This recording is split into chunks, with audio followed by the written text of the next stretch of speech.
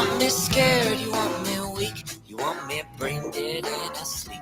You want us trapped while you all laugh behind the scenes.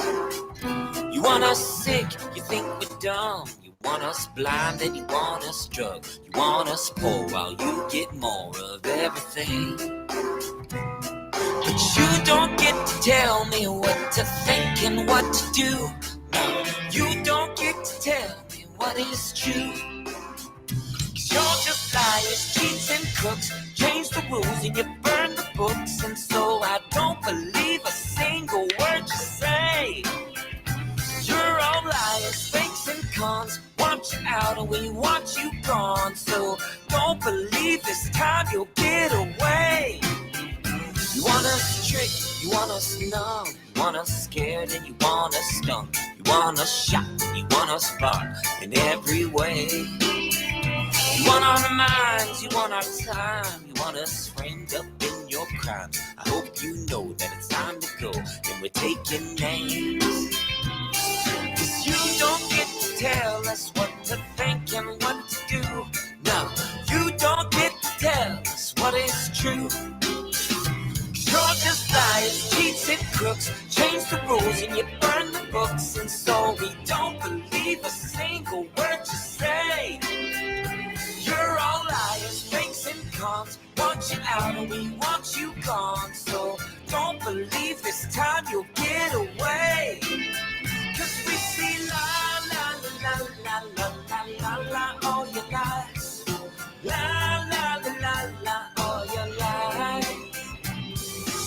You don't get to tell us what to think and what to do. You don't get to tell us what to think and what to do. You don't get to tell us what to think and what to do. You're just liars, cheats and crooks. Change the rules and you burn the books. And so we don't believe a single word you say.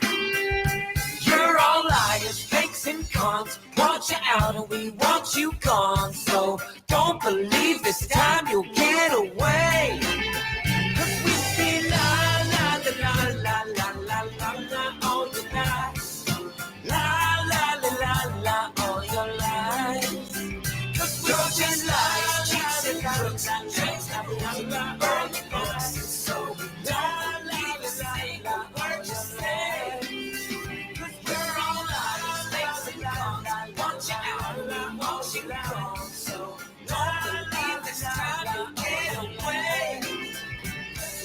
La la la la la la la la all your lies. La la la la la all your lies. 'Cause we see la la la la la la la la all your lies. La la la la la all your lies.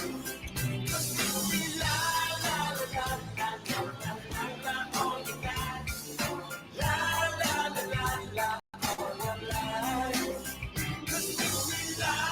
All right, and it goes on, and I'm going to end it there for the time being. People, good evening. It is Sunday. Let me make sure. Apparently, my mic was interfering with the song, so I muted it. I was not going to make the same mistake and be whistling yet again the song for everyone who doesn't yet know. 5 times August, liars, cheats, and crooks. And as I say the title, liars, cheats, and crooks, it goes with the rhythm of the song. The song is available on Apple Music. Make it trend number 1. I shouldn't say I don't care that some of you don't like Apple. You should set that disdain for Apple aside and make it the number 1 in whatever category the song is. 5 times August, liars, cheats, and crooks. 5 times August has some of the most amazing, beautiful songs that will define the last 5 years of our collective lives. All right, and I brought up a chat that said, yeah, Biden on his way out. Let's start World War III, people. We're going to get there. Before we get there, I want to play something.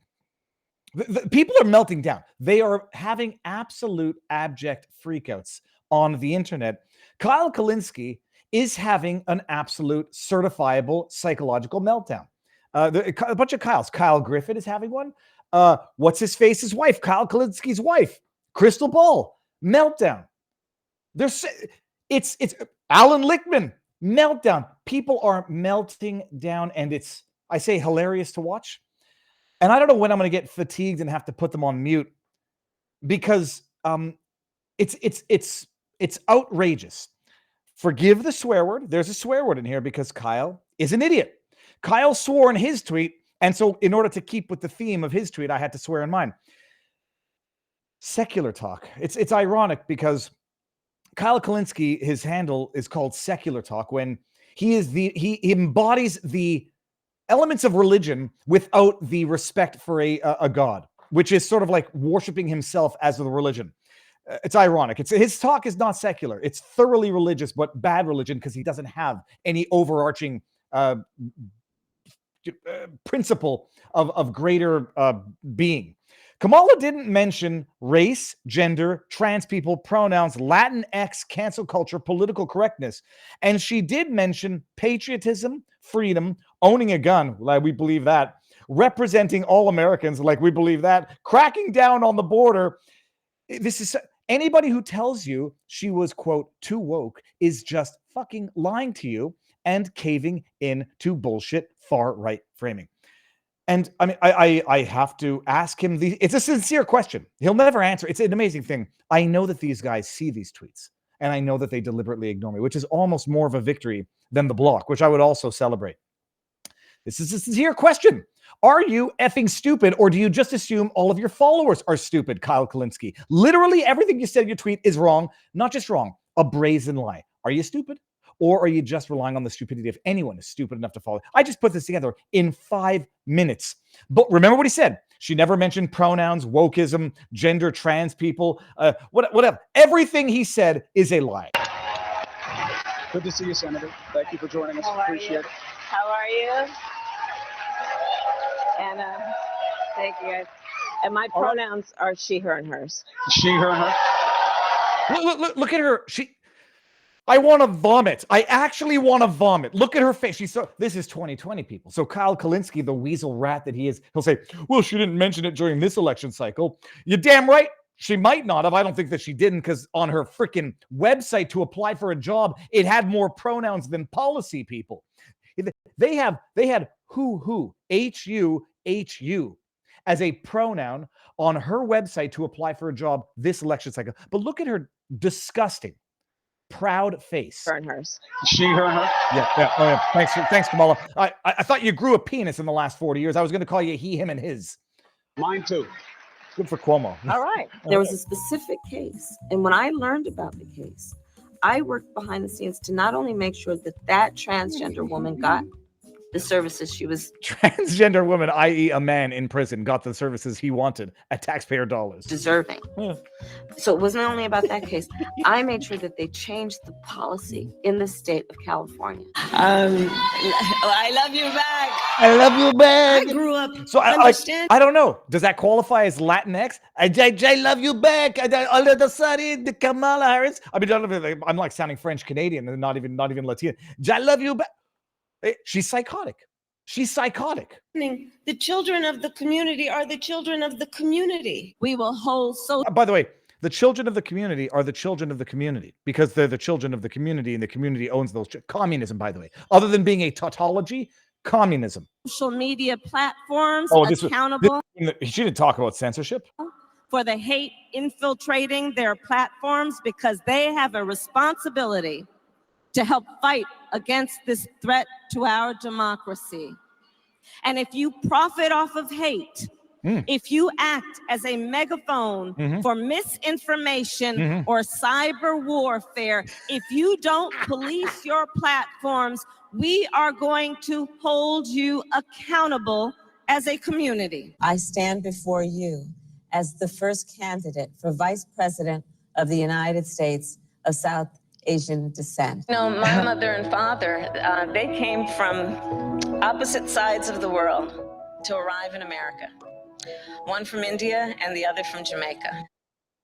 It's repulsive. Can you imagine what the world would look like today if she had actually won. By the way, they're still counting votes. They're still counting votes. It's November 17th, and they're still counting votes and celebrating these idiots. I think, I don't want to wrongly accuse someone of being an idiot. I don't remember who. They're celebrating the fact that they're still counting votes, and of a batch of 25 or 24,000 that came in, 21,000 went to Kamala and 2,500 went to Trump. Keep counting, people. By 2028, they will declare Kamala the winner. Holy crabapple heck, people. Good evening. This is going to be a very special show because Barnes has yet to take his victory lap, the well-deserved victory lap from the election results. And I know everybody out there, you got questions. I've got questions. I like to pick the brains of people. And I like to pick Barnes's big brain. Barnes's big brain. I like that. It's a good alliteration. So we've got questions and we're going to cover it and we're going to talk about what the heck is going on. Pennsylvania has 3 more days of votes to count. Yeah, and California's got until the end of the month, plus another 6 days. Look, speaking of fraud, because by the way, I put it, if you're still counting votes for an election that happened on, I have to phrase this properly. If on November 17, you are still counting votes for an election that occurred on November 5th, there's a word for that, fraud. And by the way, speaking of fraud, our sponsor of the evening, it is a product that I use myself, that we as a family use ourselves. I want to tell you about a crime that's happening in the U.S. called house stealing, also known as title theft, where criminals can transfer your home's titles into their name with just a single document and wipe out your equity without you even knowing it. Many of you know, not from Florida, many of you know I'm currently living in Florida, which sadly has become the hotbed for these types of crimes. There's a family in Sarasota, Home Title Lock, caught a cyber thief from New York trying to sell their property on a popular real estate website. The theft had fraudulently changed the title, but Home Title Lock quickly detected it and restored it back to the title of the rightful owner. Imagine if they hadn't subscribed to Home Title Lock, it would have been disastrous. If you're not monitoring your title, these criminals can get away with this, leaving you, the homeowner, to deal with the aftermath in court. The best way to protect your equity is to triple lock protection from our friends at Home Title Lock. Triple Lock is 24/7 monitoring, alerts, and restoration services. You can get a free 30-day trial and a free title history report when you use the promo code VIVA30 at HomeTitleLock.com. Use the link in the description below. It's all there, by the way. It's in the description of the video. That is HomeTitleLock.com, promo code VIVA30 for 30 days of protection and a title report for free. And it's an amazing thing. Like, we don't have that I know of, that type of fraud up in Canada. And I have discovered over the last 2.5 going on 3 years, there's a lot of beautiful things in Florida. In fact, it's an amazing place. Wouldn't change anything. Insurance up the wazoo, home insurance, car insurance, and title theft is a real thing. Check them out, HomeTitleLock.com. They're amazing. All right, now we're live everywhere. So share the link. By the way, we're gonna break some personal bests tonight, and I'll get to some of the donations, or as we say, they're called donations in studio. But I want to bring this one up because it looks like Lori Bell has just become a member of our above average community. Lori Bell, welcome to the community. I'm going to get to everything that I can, and if I miss some of the super chats, please do not be miffed. And if you're going to be miffed if I miss a super chat or a rumble rant, don't do it. We get to the tipped questions in locals at our after party, vivabarneslaw.locals.com. And for those of you who are new, we start on all 4 platforms, I guess: YouTube, Twitter, Rumble, and vivabarneslaw.locals.com. And at a given point in time, we vote with our feet, vote with our eyeballs, and head on over to Rumble, then Locals, to support the parallel economy. Let me bring up a few here. Let's see what's going on here. What happens if Trump picks Gates, for example, and not confirmed? Does he have to pick someone else, or can the position be left vacant? I happen to know but not understand the procedure, that there's something called they can go into recess and then name people to fill the positions up until the next election or the next interim election, but they can't do it too often. But I'll wait for Barnes to get in for that one because I don't want to misdescribe it, and I've got my own personal questions about this. It was Kyle Griffin. Here, check this out. Oh no, this was on the subject of Gates. It's an amazing thing. Like, you've lived through it, and now you see it every time that it happens. I was too young when what's his name, Clarence Thomas, was getting confirmed, and then out of the blue, out comes Anita Hill with sexual impropriety accusations against Clarence Thomas. And Clarence Thomas, at the time, in a speech that would go viral 30 years later, referred to what was done to him as a high-tech lynching. That the powers that be don't like seeing an independent thinking black man ascending the ranks. And so under the I don't know if it's under the tutelage or at least under the leadership of Joe Biden, engaged in what was referred to as, by Clarence Thomas himself, a high-tech lynching.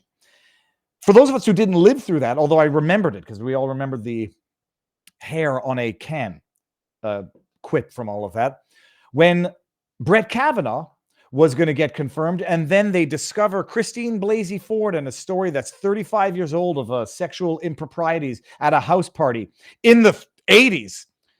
And then you understand how they go into their bag of tricks and use the same tricks over and over and over again.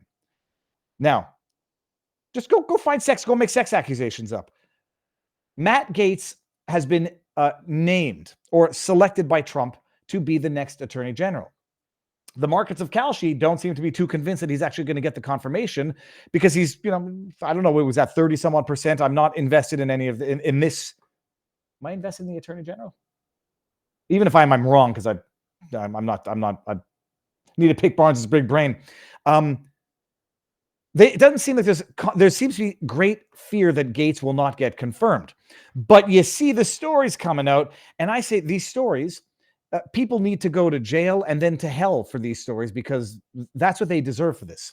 Kyle Griffin, who's never been one to shy away from spreading malicious propaganda. Oh, where does he work again?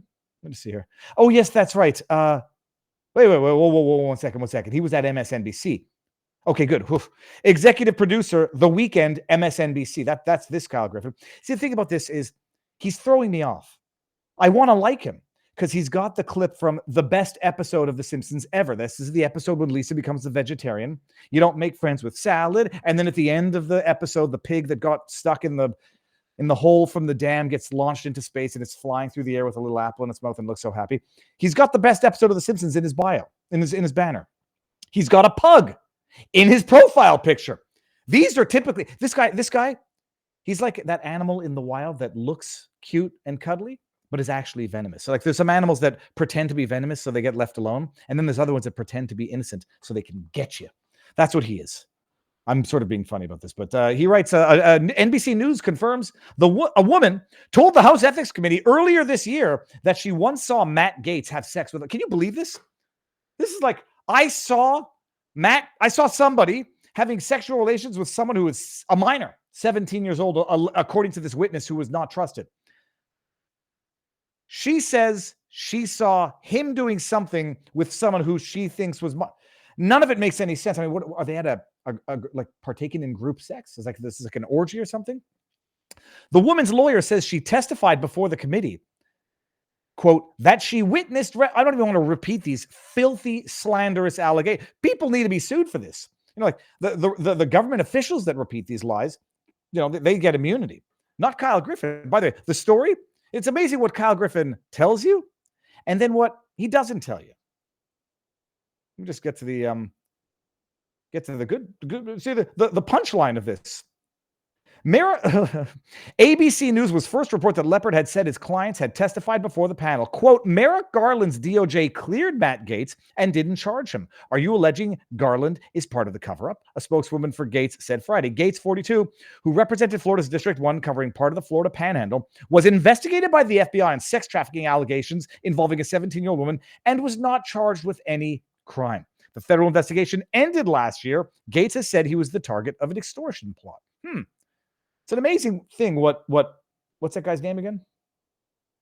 What Kyle will tell you, and then what Kyle will not tell you. And then they throw these slanderous accusations out there so that even when the story dies, even when no action is taken because no action is warranted for being taken, somehow in everybody's memory, Matt Gaetz will always have that tarnished stain of something. I don't really remember what, but I remember, didn't someone come after him for sexual accusation? Oh yeah, isn't he that perv that was accused of something, even though it was investigated and not pursued? And now everyone's going to say, Viva, you don't trust the FBI when they do investigate, and then you trust them when they don't investigate. Yeah, because if they could have gone through with a story that would have satisfied their politically biased, corrupt narrative, they would have. And so when the FBI goes and raids Mar-a-Lago and falsifies evidence that they lay out there and put their little book covers on that say classified when it didn't say classified, and then they don't charge Matt Gaetz, that means he's even more innocent and didn't even deserve the investigation in the first place. I'm more inclined to believe he was a victim of extortion.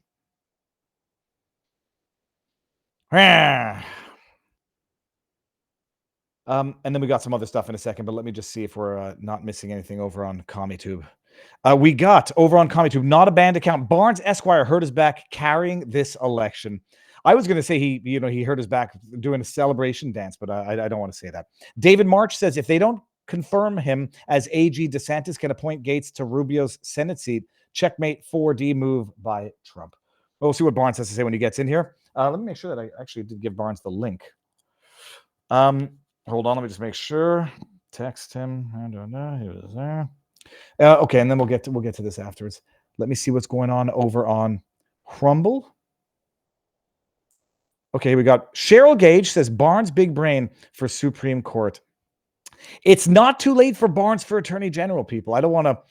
Barnes isn't on the list yet. Although, oh God, Jeff Clark is on the list. Jeff Clark, who you might remember from such podcasts, sidebars as Viva and Barnes with Jeff Clark.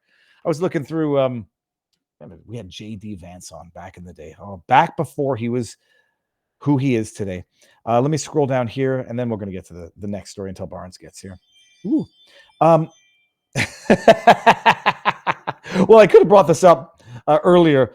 Alan Derelict Lichtman. If you haven't seen this, you want a good laugh. End wokeness, but everybody knows end wokeness, but they get these clips. And I realize how it works now. We've all got our communities and the information filters up. This is Alan Lichtman, speaking of meltdowns, melting down. Let's see who's at the door. Here, I'm going to play this while I look at that. Listen to this. It was some 10 million Biden voters who decided not to vote this time, and that's directly tied to misinformation. They don't like Trump, but they're thinking, well, did Donald Trump not pick up more votes this time than he did in 2016? So, pardon me? Did Donald Trump pick up more votes this time than he did in 2016? Yeah, or but in not 2020? that he picked up in 2020, the most relevant last election. He picked up about the same. I think what I'm saying is that both sides can say finish. things like this, like misinformation. It's hard to If you don't let me make my that. points, why do you have me on? No, we love it's a conversation. It's spirited. I think there's a little bit of a delay. We're done. We're done. I you think don't we'd let love me talk. What's the point? You can Are you the expert or am I the expert? You can question me. You so but claim don't to let be an me talk. expert. Yes, go ahead. This is Thank called you. wild The defensiveness. critical thing in this election were at least 10 million Biden voters who did not vote. If even half of them had voted, this election would have been different. We hope to have you back in 4 years. There is a little bit of a delay, gosh. Professor Lichtman, so I apologize if we were stepping on each other's toe. Our intent was, of course, to listen to what you had to say. And like you said, you were wrong, but maybe if even half of the 10 million who didn't vote this time around vote next time around, can you imagine being so obtuse that it doesn't connect? That maybe something happened that those, I think they've whittled it down now to like a 9 million that he doesn't connect. Maybe there was something singularly unique about those alleged 9 million allegedly constitutionally valid votes, such that would explain why they're not here now. Oh my goodness, they're gonna have to call him. They're gonna call him Alan Thickman. Alan Thickman, because he's so thick he doesn't seem to get it. Oh, that's fantastic. Okay, we got over here in our Viva Barnes Law. This is on Rumble. Viva, will you look into getting the same subscriber deal that Mug Club has so we can continue to watch on Rumble instead of having to switch over to the clunky Locals video interface? It's not a terrible idea. And I think there might be a way to do that when they seamlessly intertwine the Viva, the Locals, and the Rumble. Okay, I'll look into that. Let me screen grab that so I don't forget. Let me see if I see Barnes' screen in the bottom, but I'm not sure if his camera is not getting recognized. While we do that, let me just go down here and pull up a few more. Stingray says, thanks, Viva. My dog ran to the front door and started whining when your doorbell went off. Yeah, I'll tell you, I like the ring thing. Let's see. We got Sunshine who's asking, Would it be possible to federalize the presidential and congressional elections with paper ballots, etc., to get rid of this craziness? Also, would it be possible for Trump to bring back the Smith-Mundt Act and hold the media financially responsible for their lies? We're going to get to both of those questions tonight, because I'm looking at this and saying, what the hell is going on? Like, I appreciate, first of all, federal elections are a federal issue, but I appreciate that the states run their own elections. You cannot have states counting votes 2 weeks to 4 weeks out of the election. It's impossible. It doesn't make sense. Barnes looks badass, sir. No, there's no audio yet. Well, it looks like he's trimmed his facial hair, which looks good. Let me see here. Let me make sure that it's not on my end. No, there's nothing on my end. Okay, we'll let that come up in a second. Susie C from our locals community says, "May the Barnes be with us." Well, he's here. Now we're going to get past the See, that's okay. Hold on, and while we do that, let me just play one other funny thing here. There are two here. This is actually this video. I won't play the whole thing. It's actually a great idea for a science fiction movie. Are you distraught after the recent presidential election? Here at Don't Cry Cryo, we understand your pain, and we're here to help. Our expert team of cryogenic care providers can cryogenically freeze you until the Trump presidency has ended. No more crying, borderline no more anxiety the plot attacks, of Total Recall, just blissful sleep until Trump is gone. and Interstellar. When you awaken from your slumber, we'll even have a party ready and waiting for you. It will be like his presidency never even happened. It was all just a bad dream. As an added bonus, you can choose the Vance add-on package. We'll extend your sleep for an additional 4 years at a 50% discount in the event J.D. Vance wins the next presidential election. Everything will be okay. We're here to take care of you in your time of need. So remember, don't cry. Don't worry, it's not over yet. The punchline is not over yet. Great idea, already been done. That would be Where am I? Oh, please tell me it's over. Wait, something isn't right. This is your captain, Elon Musk. I want to be the first one to welcome you to Mars. Oh, you got the idea. It's classic, and it's actually a great idea for a science fiction movie. Let me see what's going on here. Bada bing, bada boom. Okay. Alrighty. And I think that was entirely generated with AI, which is absolutely phenomenal. Randy Edward was actually relieved when I heard Gates was feeling up 17-year-old girls. Honestly thought the guy was hitting for the other day. Okay, now, first of all, they weren't 17. He's dating. He was in his 30s, and they were. It's just absolute filth, because they throw those filthy accusations out there, and they never go away. Viva, please don't merge to only Rumble. We'll lose our ability to meme. I don't think we're ever getting rid of it. We're never getting rid of locals, people. So don't worry about that. The only question is there a way to figure that out? We'll see. Alex P over on vivabarneslaw.local.com. There is no Viva Barnes without Robert. We love you, big guy. Now he's disappeared in the bottom. He'll be back. Give it a second here. Do I want to bring up the news of the day until Barnes gets here? That Biden, as his departing gift for the presidency, with November, December, 2 months left, is ostensibly, he's not declaring World War III, but he's authorizing, from what I've been able to surmise, and I'm nervous about reading not the headlines, but the early news too quickly, authorizing Zelensky to strike within Russia using American provided arms, which was the other red line that Putin said he will deem to be an act of war if it happens. There was certain types of weapons being provided, long-range missiles, and Biden providing certain weapons, just crossing over one red line after another. And on the eve of him being ousted from the office, seemingly authorizing Zelensky to do that which might provoke World War III. And who knows what happens after that. It's absurd that the only, and I'm saying, like, there's a war going on, but it really seems that there's one faction that is trying to start World War III and another faction that is, albeit waging a brutal war, not trying to escalate this to World War III. And wouldn't you know which one was which? Because it looks like it's, I dare say, not a Russian paid agent. I dare say there's only one party who's not escalated this to World War III, despite the West's and NATO's best efforts. Robert Barnes, sir, you look good. Can you hear and see okay? I can hear you. I can see you. You're wearing some Hunley unstructured. This is a not a throwout. It is a It's the first channel before his 2,633 latest channels. It's amazing. Well, and that is Grobert filled in for you last week, and we had a good one, but everybody, yeah, he did. Everyone misses the Barnes. Well, Hunley's great. He's got the documentary channel, the American Untold Stories, all that. It's just, this was his first, which was cool. Barnes, you haven't been able to take your victory lap for the election.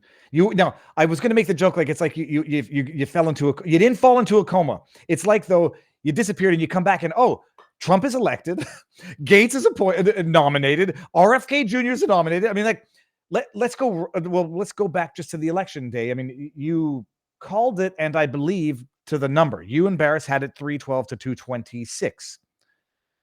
And the number I predicted back in the summer was 312. I thought he could steal maybe one or two states to get to 319.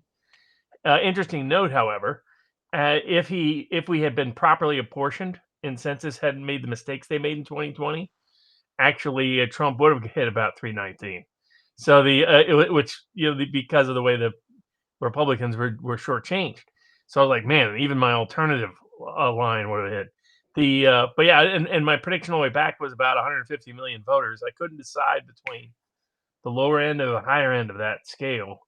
It came in with 151 million in the end, but basically kept saying, it's going to be between 150 and 155 million voters, not the 165 people we're talking about.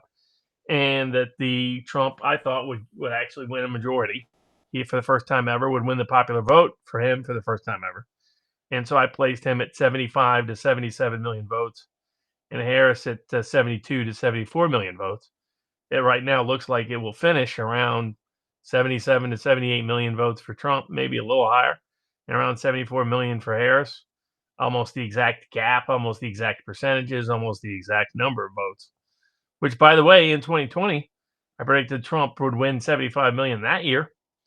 And I just thought that the Democrats would be around 75 to 77. And it said didn't how big the other number was. Well, it turned out to be a little over 81 million. And then according to the U.S. Census, which does the best, most thorough testing of who voted in an election other than voter registration data itself, they've always reported people over-reporting. So like, who wants to be like, oh yeah, no way, I didn't vote, ha ha. There's not as many of those these days. So people will tend to say they voted when they didn't, because they'll feel bad, like, well, I was going to, yeah, I voted. But so historically, you take whoever says they voted, cut it off by about 5 million or so, the top 10, percentage or so, and that's the number you'd get. What has never happened before was for a census presidential election result report a year later, underreport the number of people who the election officials said voted. The census came back and said about 152 million people or so. In other words, right around the number I thought voted, and the up to 155. It was the sort of bandwidth they were in when you're operating at those statistical ranges. And by about 5-6 million Americans didn't remember voting in the 2020 election.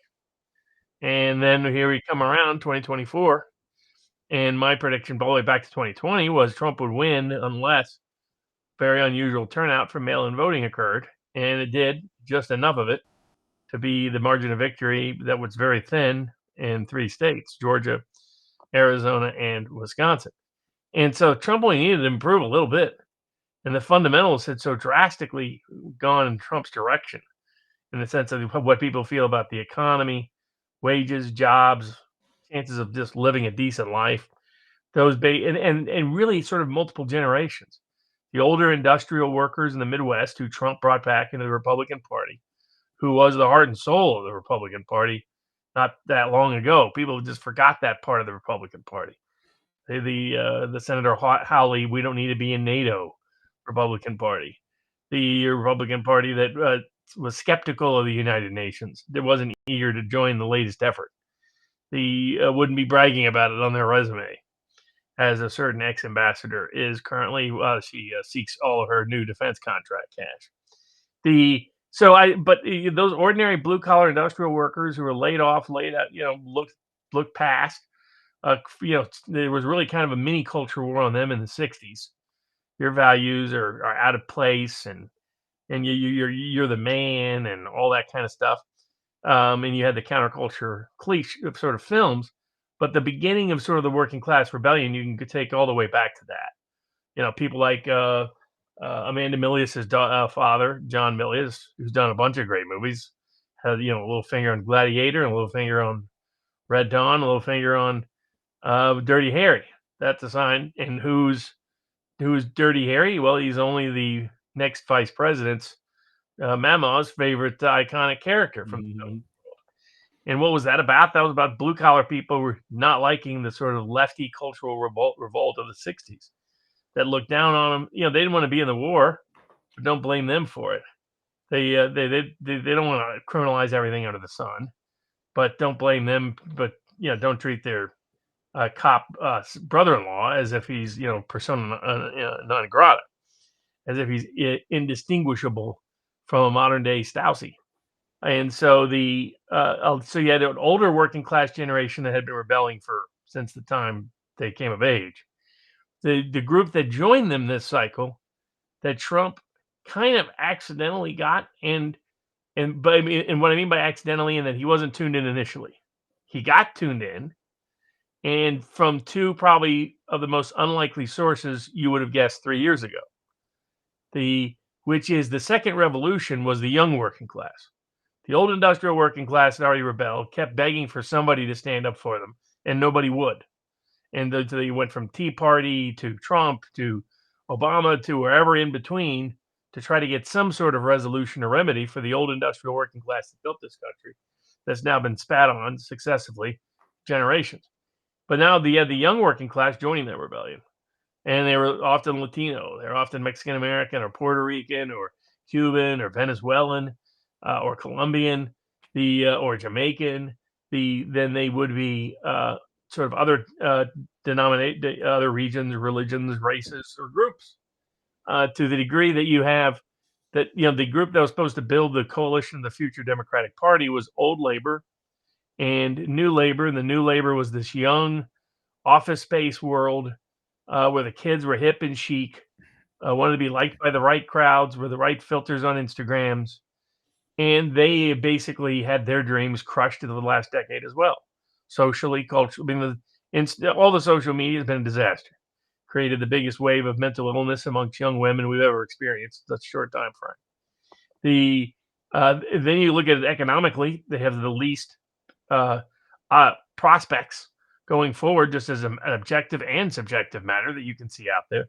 Rent's too high, can't afford a car, can't afford utilities, can't afford very basic things that make you feel proud that you delivered if you're a father, or protective if you're a mother. And so they joined. And the noises that they were going to join had been there for a little while. A lot of these people entered the crypto space. A lot of these folks were entering into the post-COVID was creating whole new coalitions across the populist left and right. And the two of the people that helped bridge the gap for Boomer Trump to pop cult populist revolution crypto led today one is a young man that almost nobody still knows, Barron Trump, who's had far greater influence than people could ever imagine behind the scenes. It may turn out his father's most natural protege in the political world. Despite my great respect for what Don Jr. and others have done in that space, Barron I think has it to another level. And he's sort of a personification of that young person's revolution. It's like, well, I don't think we're going to be joining all you state cultists.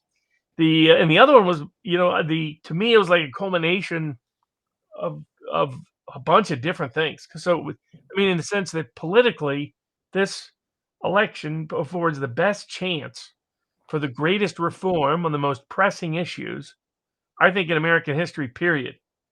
I think Trump has they talk about band of brothers. They talk about, putting together adversaries.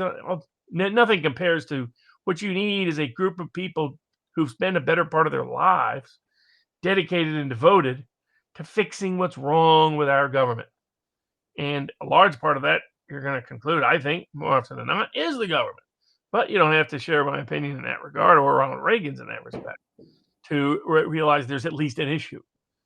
And you have people like Vivek, who's obsessed with it. People like Elon Musk, who just proved what he could do at Twitter, who's obsessed with it. Just the issue of efficiency, quality, assurance, logical, rational self-interest being factored into the situation fundamentally in a responsive way that the old, frankly, political machines could do that the current administrative state cannot. And so joining those two groups, and then the other, it was to me natural that it would come from these two circles. Because when I was a kid, after my father passed away, I had sort of huge respect for three figures that were kind of like father-like figures after he passed, after my dad passed. One was Phil Fulmer, great coach of the University of Tennessee football program, and that was the beginning of our football rise. So I have a sort of a deep affiliation. As Mark Grobert described, for Americans, baseball isn't really about the baseball. It's about the family, the relations between the people, and some similar sort of memorable dynamic. For me with Tennessee football, then the second was I got two books. And I carried them around everywhere, and one of them was Donald Trump's Art of the Deal. That there were parts of that book where Trump, I'll never forget this piece, but basically always plan as if you're going to win. Plan as if you're going to win. Now, that doesn't mean you can't have contingencies in case any other event occurs. Do both. In fact, expect the worst possible outcome. But at the same time, assume you're going to win. And it creates this mindset that's brilliant, that I've used my whole life. But the other book was Robert Kennedy Sr.'s To Seek a Newer World. That there was someone complaining in 1968, something has gone deeply wrong with our system and our society of government. And some people might say it started with the assassination of President John Kennedy. So, what better way to get some sort of real relief and remedy for people than we have a presidential election of a man who survived impeachment, survived indictment, survived imprisonment, survived bankruptcy, survived every smear campaign known to man, and literally survived a bullet, and can't wait to just improve the country. And you're going to have someone like Robert Kennedy, who knows more and understands health better than any health official in America by a long mile. If you don't believe me, just try to find the one that will dare to debate Robert Kennedy anywhere, any place, anytime. They have refused for decades. We're still waiting for Peter Hotez. But Robert, the question that I had about the results, the discrepancy now is 7.5 million, give or take. And I don't think you've ever said, and I don't think we've ever said that the votes were fraudulent in the sense that people that didn't exist, but rather people that didn't know they were voting. That's what I thought most of them were.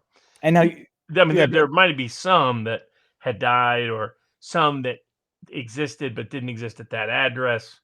So there's two ways to think of it. How many people voted who were legitimately trying to vote, who were legitimately qualified to vote, and something went AWOL with the ballot, and they shouldn't have been allowed to count it, but it did. So you have an honest voter, but a dishonest vote. If you define honest vote as a vote done according to the rules.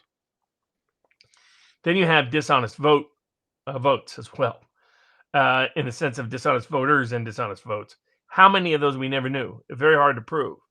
What you could prove in Arizona was that the signatures did not match on just a subsample they looked at. The Democratic Party's own expert looked at. That was 10 times greater than the size of the margin of victory. But what the judge did is he flipped the script. He said, no, now you have to prove to me that, that signature doesn't match, but it doesn't match because the person who signed it committed fraud. That's never been the legal standard, right? That's the legal standard if you want to prosecute that individual. It's not the legal standard for whether a vote counts or not, because they know of all of these problems. So they said all that you have to prove is there is a doubt about there being a vote. And because the most effective mechanism to figure out whether there was a doubt were the signature matches, but because the courts turned around and decided they weren't going to enforce the actual signature matches, is why we had to wait in 4 years to figure out, well, who was right. Well, all the people who said it was natural, organic, authentic turnout, that even if it was a person who voted, but they absolutely, that doesn't matter, they would have voted anyway. Those people believed that there would be much higher turnout. Mm-hmm. They believe that we would break through and get, what was it last time? We got up to 100, right over 160. So there's about 165, the just population growth, that same voter turnout. And people like me were saying, in fact, I was shocked by it because I didn't understand why they'd replace Biden with Harris in the first place. I thought Harris was a weaker candidate. And was only in sort of watching some of their shows, some of the podcasts, who I follow anyway, that I realized the degree to which Democrats why were they guaranteed to lose 2024? Because they don't realize they lost 2020. That's why they were always guaranteed to lose 2024. Because I didn't realize until watching them that they thought all these people were just, this is a pandemic. It was just a great time to get it out that way. Like, you don't even realize, and by the way, that's the risk when you outsource fraud. The upside to outsourcing fraud is it's very tough to track from an evidentiary perspective, because, right, like you got 10 different thief rings. Let's say they're robbing the same store, the same items, but they're 10 different thief rings, so they're probably going to execute differently. If assuming they're unrelated. That's what outsourcing the fraud meant. It meant you incentivize the nursing coordinator at the local old folks home to say, well, Betty, I'm sure Betty hates Trump, and if she could really vote, but she just can't move right now, I'm just going to help her out. Mm-hmm. And it escalates. That's how you get, by the way, where even the system has no idea how many good or bad ballots are in there. Right? When you've outsourced it, you have no idea who's done what. You're just praying it doesn't show up in a provable way against you. And you knew that the biggest thing to do was to be, during the preliminary stages, say, hey, we have a lock-in signature match mechanism. No chance that there'll be anybody deny the right to vote or that will steal a vote. And one of the top election officials in Georgia had people registering to vote at his house and were illegally voting in the 2020 election. So, I mean, that's how a joke it was. Well, just to refresh everybody's memory, because the Arizona signature match, even when the expert who came in, it was the Democrats expert who showed that it was like 10 times. Was that was in the 2020 challenge, or was that in Carrie Lake's challenge in 2022? There was two different ones, but what we found out in 2022 was their signature matches in the government of Arizona were kind of a joke.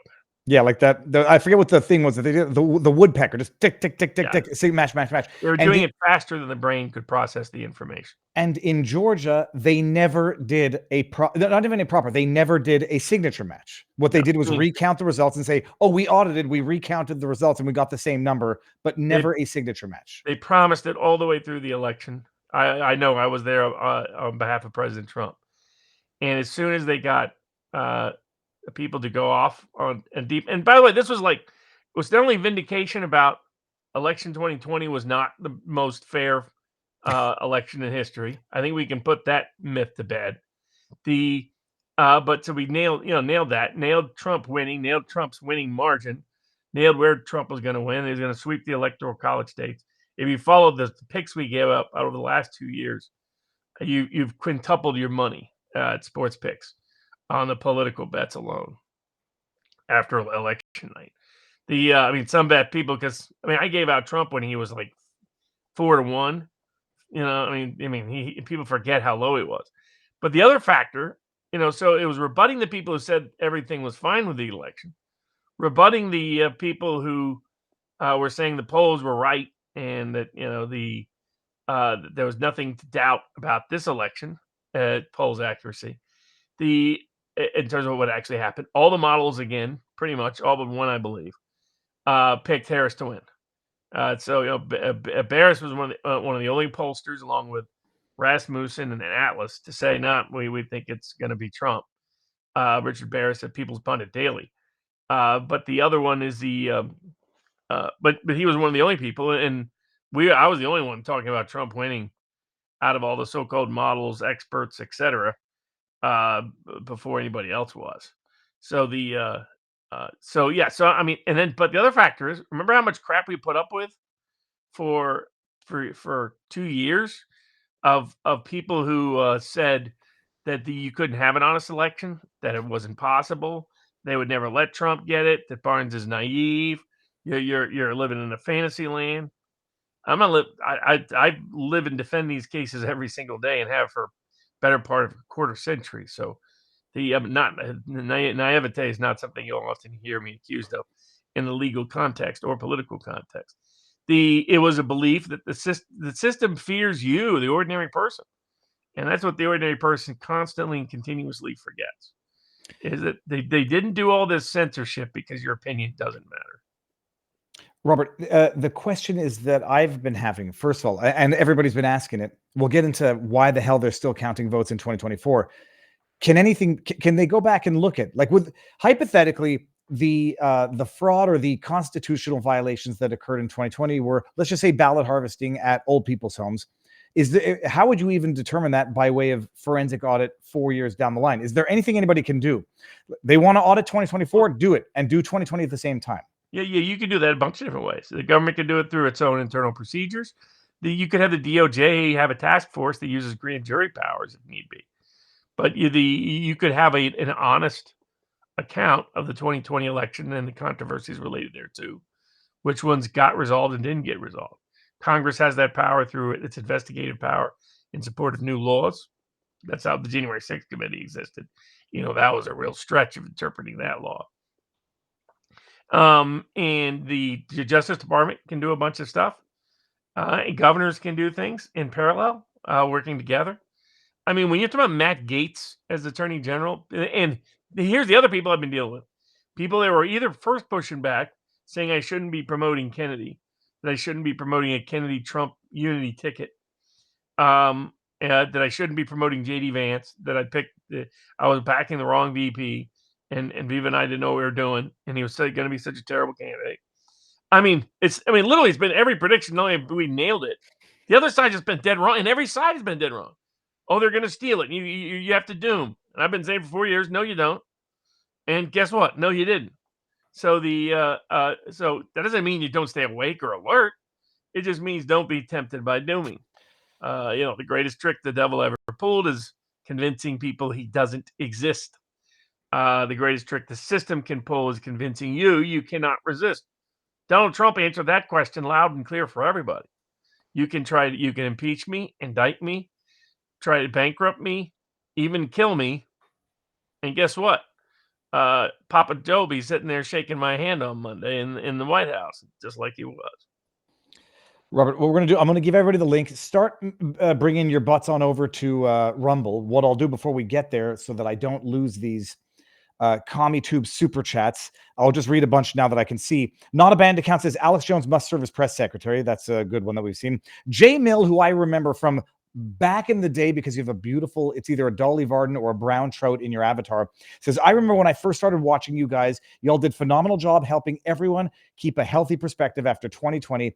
Look at us now. It's a different world now. Bro Joe's 420 Cafe says Trump, the only one to beat 2 women for presidency. Eaters of Dead says MAGA's changes are good. How do we secure them for the next 250 years? I don't want the next president or few to get elected and undo everything. That's going to be the next question that I have coming in as we go over to, come on over to Rumble, people. Oscar Gonzalez, U.S. President Joe Biden has given the green light for Ukraine to use long-range missiles supplied by the U.S. to strike Russia, which I believe is will be deemed to be an act of war if Ukraine actually does it. Sun Wukong says, Barnes, it's good to see you well and kicking. God bless your health. I'm praying for you. Have a full recovery. Scroll down a little bit more. And okay, so I think I've got all of them. And if I missed any, I apologize. Robert, the question is this. Okay, and maybe I'll ask it and then you'll field it on Rumble. Why the hell are they still counting votes in California? And the broader question is, it's a federal election. I mean, if one state messes around and, it hypothetically can change everything, they're disenfranchising the entire country. So how does one state get to enact state federal election procedure that could risk disenfranchising everybody out there? And start answering. I'm going to wait for the number to go under 5,000 on YouTube before I cut the feed. And come over to Rumble. The link is up there in the pinned comment. What can the feds do to federalize this so that states like Pennsylvania is still counting, flipping seats, California is still counting, changing the popular vote so now they can say, oh, well, Trump got under 50% of the popular vote, so that means he doesn't have a mandate. It's obvious fuckery, and I apologize for the swear. It's obvious fraud. It's obvious. I mean, the longer they count, the more they find 25,000 ballots that are 10-1 in favor of Kamala that are going to change the popular vote discrepancy. What can be done to stop this? Well, I mean, there's a range of things that legally could have been done, but the courts have, cut them off at different angles. So there's places where the courts won't get involved no matter what's happening. There's circumstances where they say nobody can challenge, even the agency that's being harmed can't challenge. So they've come up with all these different procedural technical mechanisms to make it difficult to have a uniform election law in the United States, because you have elections for the presidency that's governed by one set of laws, elections to Congress governed by a different set of laws, where Congress, for example, has far more discretion to create a one-day rule, to create a whole bunch of things. They have a little bit less discretion, actually substantially less discretion, in terms of like presidential elections. So you got to set the rules, but it's only the legislature that can set the rules. Can't be any other branch. So, but that's for congressional elections. You have presidential elections, one rule. Congressional elections, another rule. Now, the feds have no control over local and state office.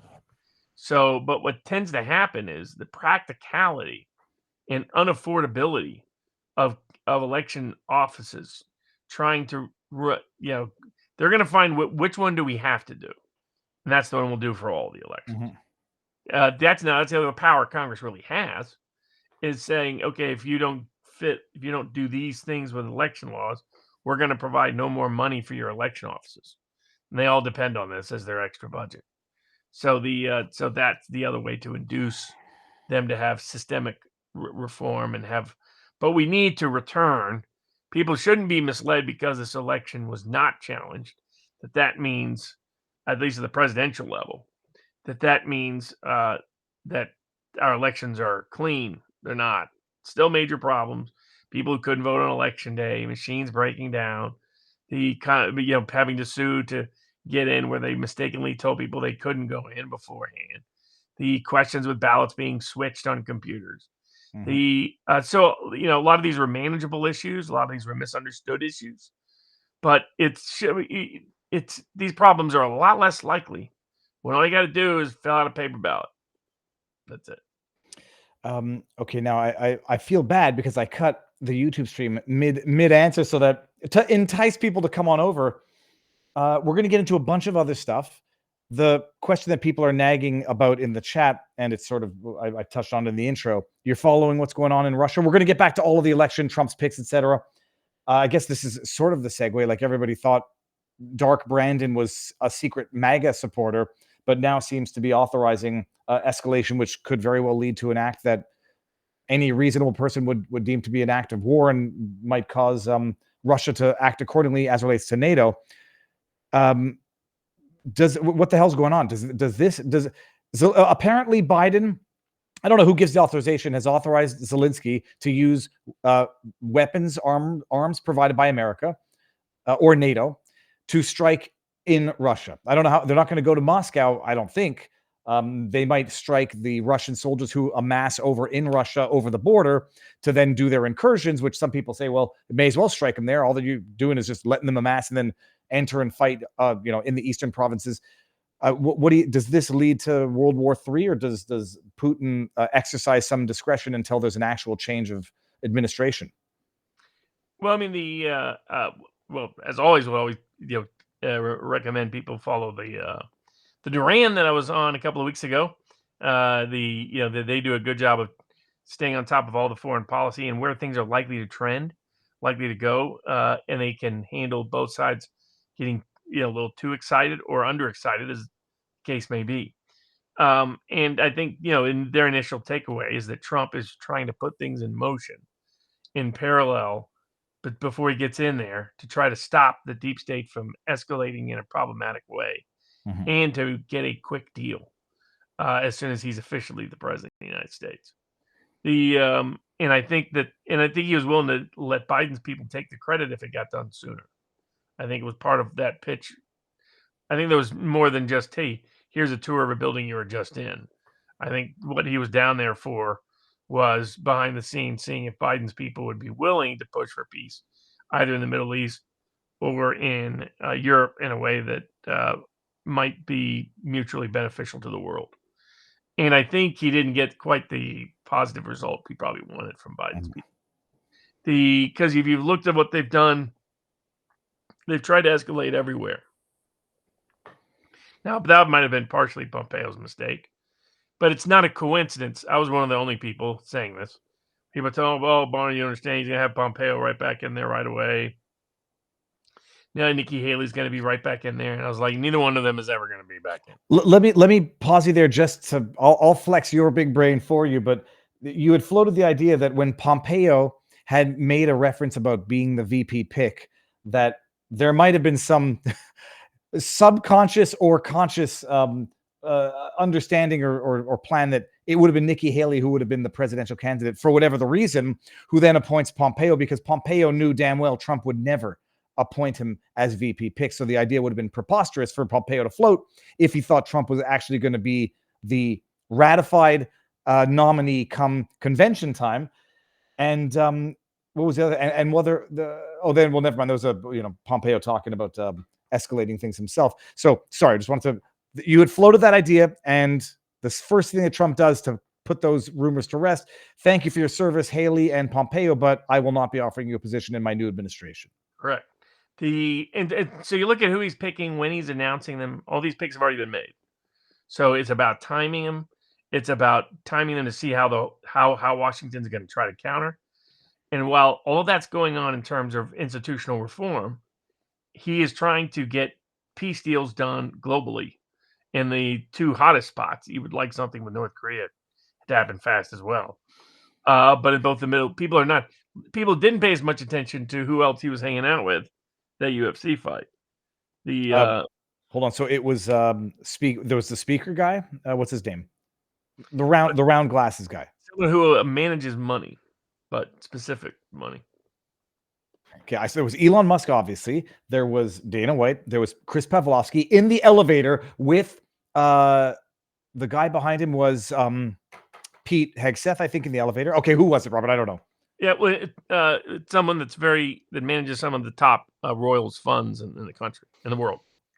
So, why is Elon Trump hanging out at UFC with one of the key people that can get peace deals done anywhere in the Middle Eastern world because of whose money they manage? Mm-hmm. So some of this is clearly speculation, but it's just there was other people who like the Duran, other people who I follow, who would put out some of this speculation, and they'll be hit or miss. But if it has an informed basis, be like, this kind of makes sense. I think Trump would really like a deal done either in Europe or the Middle East. I think the Trump haters in the administration, for that very reason, are trying to escalate every way possible to preclude what they would perceive as a double loss, a loss of the deep state and a huge Trump victory right out of the gate. And they would like to somehow preclude Trump from having that success, while at the same time, they're having to deal with Vivek and Elon are coming in. Robert Kennedy's now coming in as Secretary of Health. The Tulsi Gabbard, Director of Intelligence, central location, truly. The and Matt Gaetz at DOJ, he knew this whole town would be aflame. Mm-hmm. For people that don't know the background, Matt Gaetz is basically like a Kennedy of the right. So independent kid, independent family, independently financially well off. Because of that, he doesn't need politics for a living. So he ran to actually make a difference. Like, what's going wrong? Let's see if I can fix it. And and early on, he was he was very open and transparent. So it's like HBO or somebody did a freshman documentary. He was one of the guys they loved talking to the most because he was the most accessible. Just honest, straightforward, no BS kind of guy. And I saw him get increasingly red-pilled during the Trump era. And because he's younger, he finds this less acceptable than some others do. So he started becoming a big critic. Started calling for the pardon of Julian Assange, called the pardon of Edward Snowden.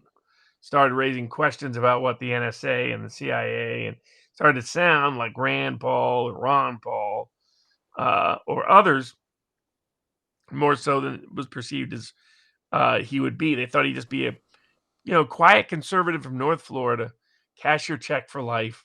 We'll take care of you. You take care of us on the issues that really matter. And instead, nothing they did could budge him. And he became more and more critical. Became critical of everything related to Jeffrey Epstein. Was willing to defend and was willing to be critical of the attacks on Alex Jones. Willing to defend the January 6ers early on, saying something's AWOL with these cases. The rumor was that Gates was going to run for governor of Florida. So, but before he could do that, he needed a statewide position. He was going to probably run for attorney general or Department of Agriculture because of some unique positions it has. All of a sudden, out of the blue, the FBI leaks an investigation going on in Matt Gaetz as to whether or not he is involved in any sort of inappropriate underage sex activity. You just have to have enough adjectives. Most people quit listening at that point. Right? They go, oh, it's that. Oh, boom. No. They're like, oh my goodness. Now, anybody knew Matt Gaetz knew that story was absurd on its face. But anybody who knew the system knew that's how much they were scared of Matt Gaetz. Why? So they leak the story. It does enough damage so that Gaetz decides not to run for anything statewide this cycle. All of a sudden, you never hear about that story again. And why did you never hear about it? Because the actual story was a criminal scheme. Con men were trying to embezzle and extort money from Matt Gaetz's elderly father. And Matt Gaetz reported him on it because he knew what utter garbage the whole allegations were. So everybody involved knew the allegations were ridiculous. They were a cover story after the guy had been caught trying to embezzle and extort from Matt Gaetz's father. But the victim somehow gets described, the perpetrator. Remember, we discussed this at the time. Yep. But very few people were paying full attention. So Trump announcing Matt Gaetz, he knew it was going to get all the attention this week because all the DOJ types, the true Stasi believers, the secret intelligence believers, they love the Justice Department is their favorite department by far because they can threaten imprisonment. So that's why they're paying. Who is Trump going to put over at the Justice Department? It's the guy who said if this doesn't get fixed in 4 years, all of them need to be gone entirely. And he's dead on accurate. So when you're seeing this degree of incredible possibility of reform that is brighter than any I've seen in my entire lifetime, and I've been studying politics since I was knee-high to a grasshopper, it is an extraordinary time to be alive. Robert, I'm going to give you, we're going to take a pause here. I'm going to go read a bunch of Rumble rants that I've seen over here because the next question is going to be what happens if they don't confirm and the recess option for Gaetz, Al, and a bunch of other stuff. Polymarket, you just came in under the buzzer. Is James Comey going down? If he goes down, how many others go with him? Sign of Jonah says, thank you, King of Biltong. We're going to get to King of Biltong right here. King of Biltong. We stream Friday and Sunday, 4 p.m., 3 p.m. Central. Shit talking whilst cooking real food. Follow our channel. Eat at Anton's or link is there. Denise Ann 2, I cannot wait for the audit of the 2020 and 2024 election to see how many more votes really got and how many down ballot votes were actually flipped. Welcome back, Barnes. You look great. King of Biltong says, add some biltong to your diet. That's a $100 Rumble. Thank you. High protein snack alternative packed with B12, zinc, iron, creatine, and more. Get yourself some at biltongusa.com. Viva 10 for 10% off. We have dried fruit. Super Buff Shaft, whose name always makes me laugh and always makes me say that. I hate beating the same drum, but Jovan Pulitzer showed us all the rigs in his part in the Arizona State audit on Rumble. It hurts to see 3 years of this info out, and people on our side can't even look. I know that we've talked about this, but I'm going to screen grab that for a second. How do we stop the cheat? How did we stop the steal this time? I think there was scrutiny, real-time surveillance. And then we got UKIP is still going after Tommy Robinson while Farage attacks him and his supporters. How the hell people think Farage is the British Trump is absolutely nuts. These are and then we got Farage was warned about the Islamic grooming gangs, Sharia police illegally going around in the UK. His response was to trough out members. He tried to kill UKIP. Does Robert got camo Kamala hat going on? Be advised, Nigel Farage is a fraud. Okay, we're going down to Levitt Sr. Welcome back, Bobby. SoundCloud song there. Randy Edward was actually relieved when I heard Gates was feeling up. Okay, I got that one too. And then Viva, you look into getting this. Okay, we got that. All right. Bring this back up here. So look, as a schnook, I understand that they got to go through Senate approval. And if they don't get it, the risk is going to be, what's the risk that RFK Jr. doesn't get Senate approval? What's the margin in the House or the Senate? What can they do if they don't? What is the recess option that they're talking about, and your prediction if you have? So they can definitely appoint by recess. Well, what does that mean? What does that mean? So it's while Congress is in recess. It's essentially the president can appoint. What happens if the president appoints, but Congress is not actually in session? So typically, you would wait for Congress to be in session, and then they would approve. But kind of like pocket vetoes and things like that, a way to do it is you simply don't wait for their approval and say the person's been approved. There's different legal issues with it. One of the best lawyers in the country is researching this precise topic, and I think we'll have a very good article up on that very, very soon. And as soon as that's up and posted, I'll be sharing it around. So there's good, strong, my opinion from reviewing his article is that we are in very good standing using the recess of power to appoint people, especially given how Democrats have utilized it over the last decade. So what are the preconditions to calling a recess? Is it does it have to be bipartisan, or who gets to call a Senate recess? That depends by the rules of each individual House chamber. Okay. Which, by the way, we're going back to elections. The House judges its own elections. So if they don't like an election to the House, they can technically not seat someone on the grounds that they determined the person didn't actually win. They didn't talk about this a lot in 2020. The Senate similarly determines its own elections. Now, where it gets tricky is if the courts think you're just trying to circumvent the election. Mm-hmm. So it's one of the issues that if you go into sort of a legal quagmire, law school exam kind of question, actually issues dealing with elections is one of the best. Because, okay, if it's here, it goes to the House. If it's here, then it goes to the Senate. If it's here, well, then it goes to this rule. If it's here, then actually it goes over to this rule over here. So, like, the who decides, how they decide, what they decide can all change based on the facts. Okay, so Senate approval is a simple majority, 51, and if there's a split, J.D. Vance, VP, gets to do the vote, the tie-breaking split. To call a recess, okay, I don't know if it requires a majority or whatever, but I think the Speaker of the House can do that on his own accord. To call a recess, and then what?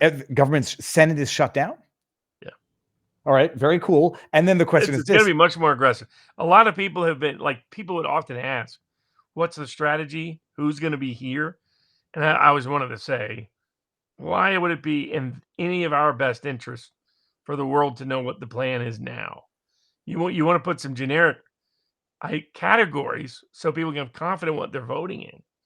But otherwise, I never understood. Everybody was like, "Point lay out what the map is. Why do we want that public? We don't want that public." They made their map public in 2020. when they did their little testing of an election, all the way through an election contest, by the way, that the road mapped out certain things that ended up happening just by extraordinary coincidence in 2020. So a lot of those kind of shenanigans took place. But so even if they try to block, I don't think it'll be successful. Also, it's clear that Thune and others, nobody in the Republican Senate or House leadership is well liked in America. Even Mike Johnson, and he's more liked than the norm. None of them really like him. By the way, they know that, right? Also, these guys don't have juice. Don't have juice. Juice, not Jews. Exactly. So that's a problem too. They don't got enough juice. But no, I was gonna make a joke. No one's ever complained about that, Robert. Okay, sorry. Too soon. Yes. Oh, exactly. Time plus tragedy equals time. As the one and only Woody Allen actually once upon. Sorry. Continue. Oh, what were you saying? I think you're asking me something. It was this. Okay, hold on. The Senate Thune. Okay, so. I was just going to point out, neither one of these people have political juice. So think about Mitch, which now maybe people are like, oh, so juice really means Jews. So when they say that person has the juice, they're like, oh, okay. All the stereotype. But you think about it, when we talk about people like O'Connell, Graham, what he was facing in 2016 when Trump came in. You had entrenched members of the House and the Senate with national stage reputations, with deeply built-in entrenched networks. Thune is not that guy.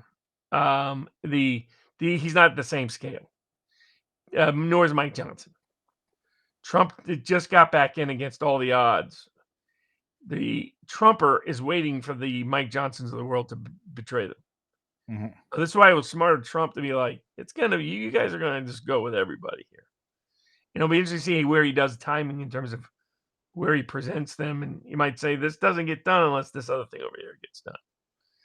And he's sending out also the message. I mean, I thought my bigger concern was that they would get too worried about any perceived backlash, to a narrative of, Trump seeking revenge. And in my view, it's like these people deeply fear ever facing consequences for what they do.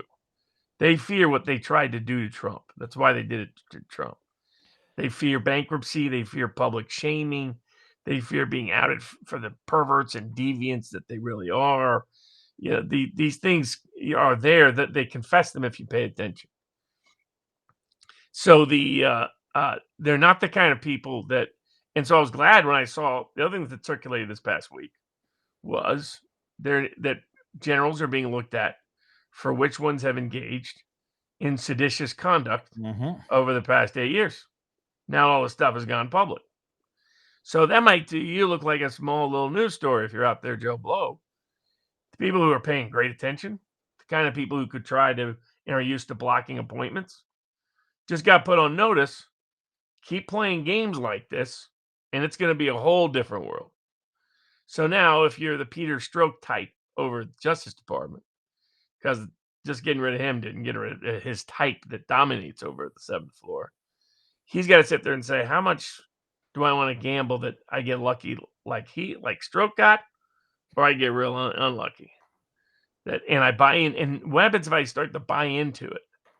Like I had a case where someone believed that my client had all these crazy voodoo connections and could do all kinds of crazy stuff. And then we figured out at a certain point, there may be some utility to that. Like I once accidentally boosted that in that case, because even the prosecutor was edgy about my client.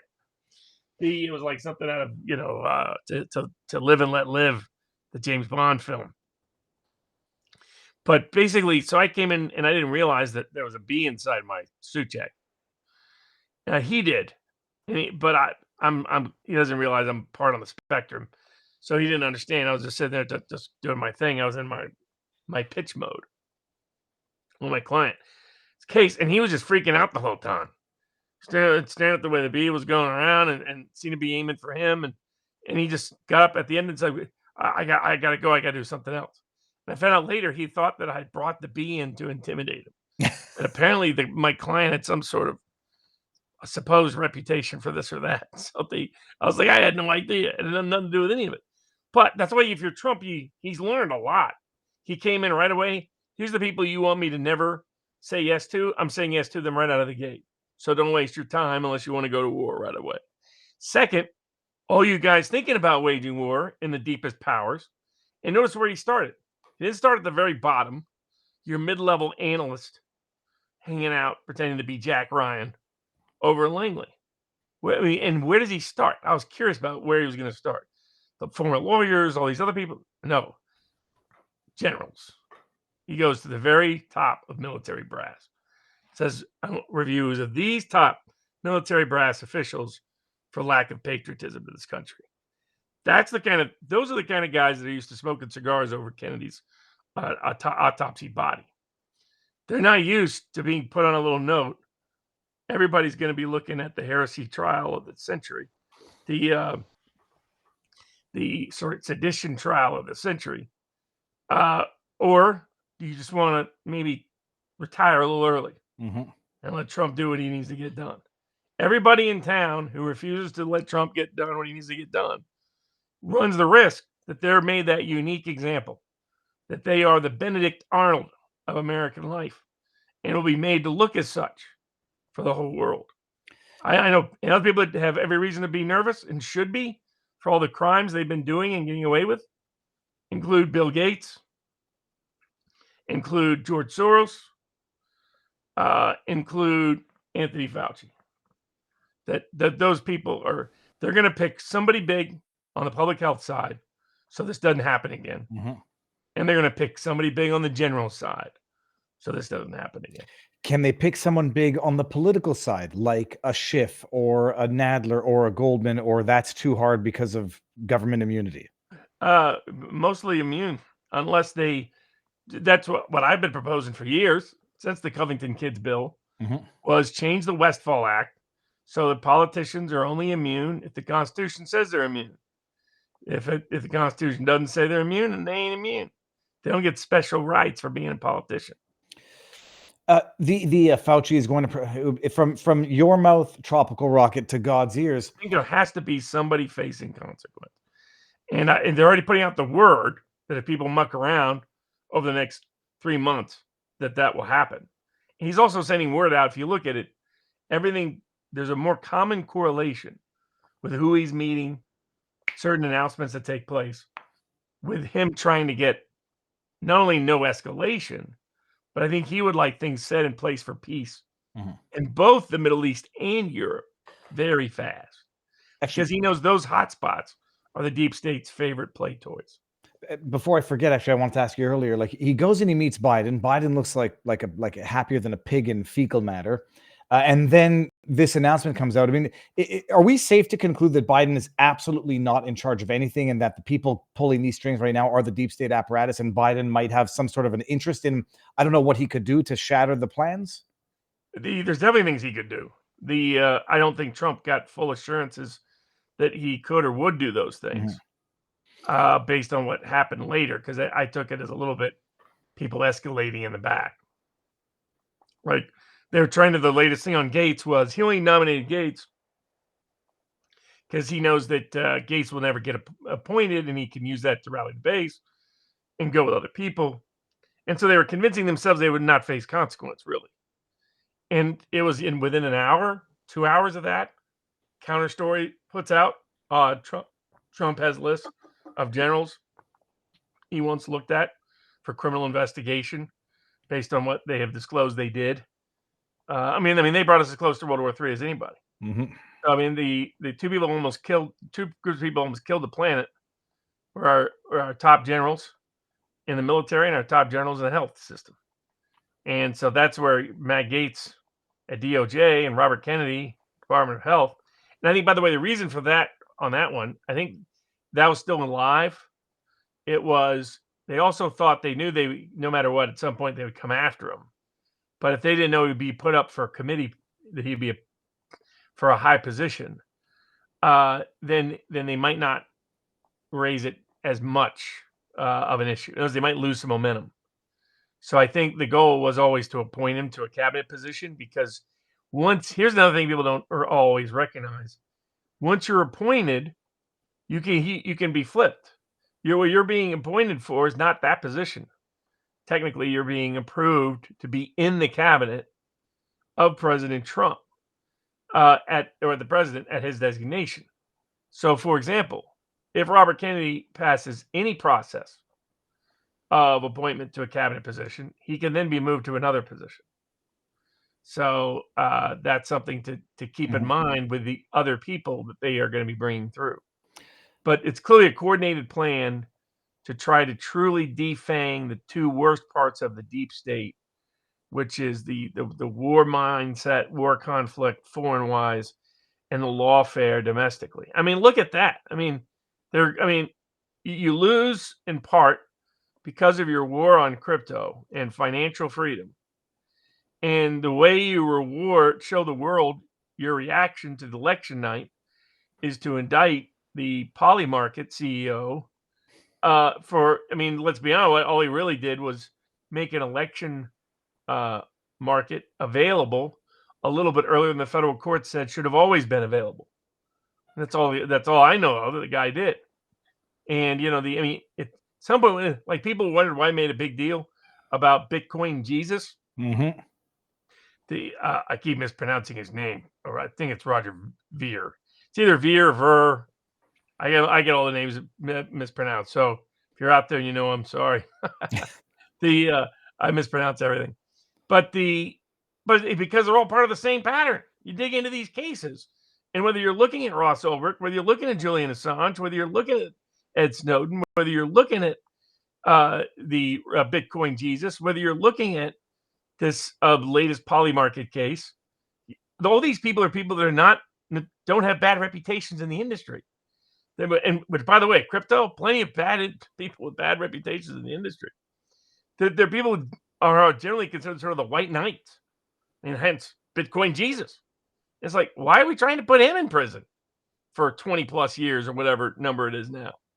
They go after the Bitcoin guy, at the Polymarket guy right after Election Day, and because he didn't keep the narrative up that Harris was just going to sweep because the country couldn't help how in love with him or they were. Robert, I'm trying to figure it out. This is it will segue into this and have a little parentheses. This is I forget his name now. The CEO of Polymarket, a young dude, innocent guy.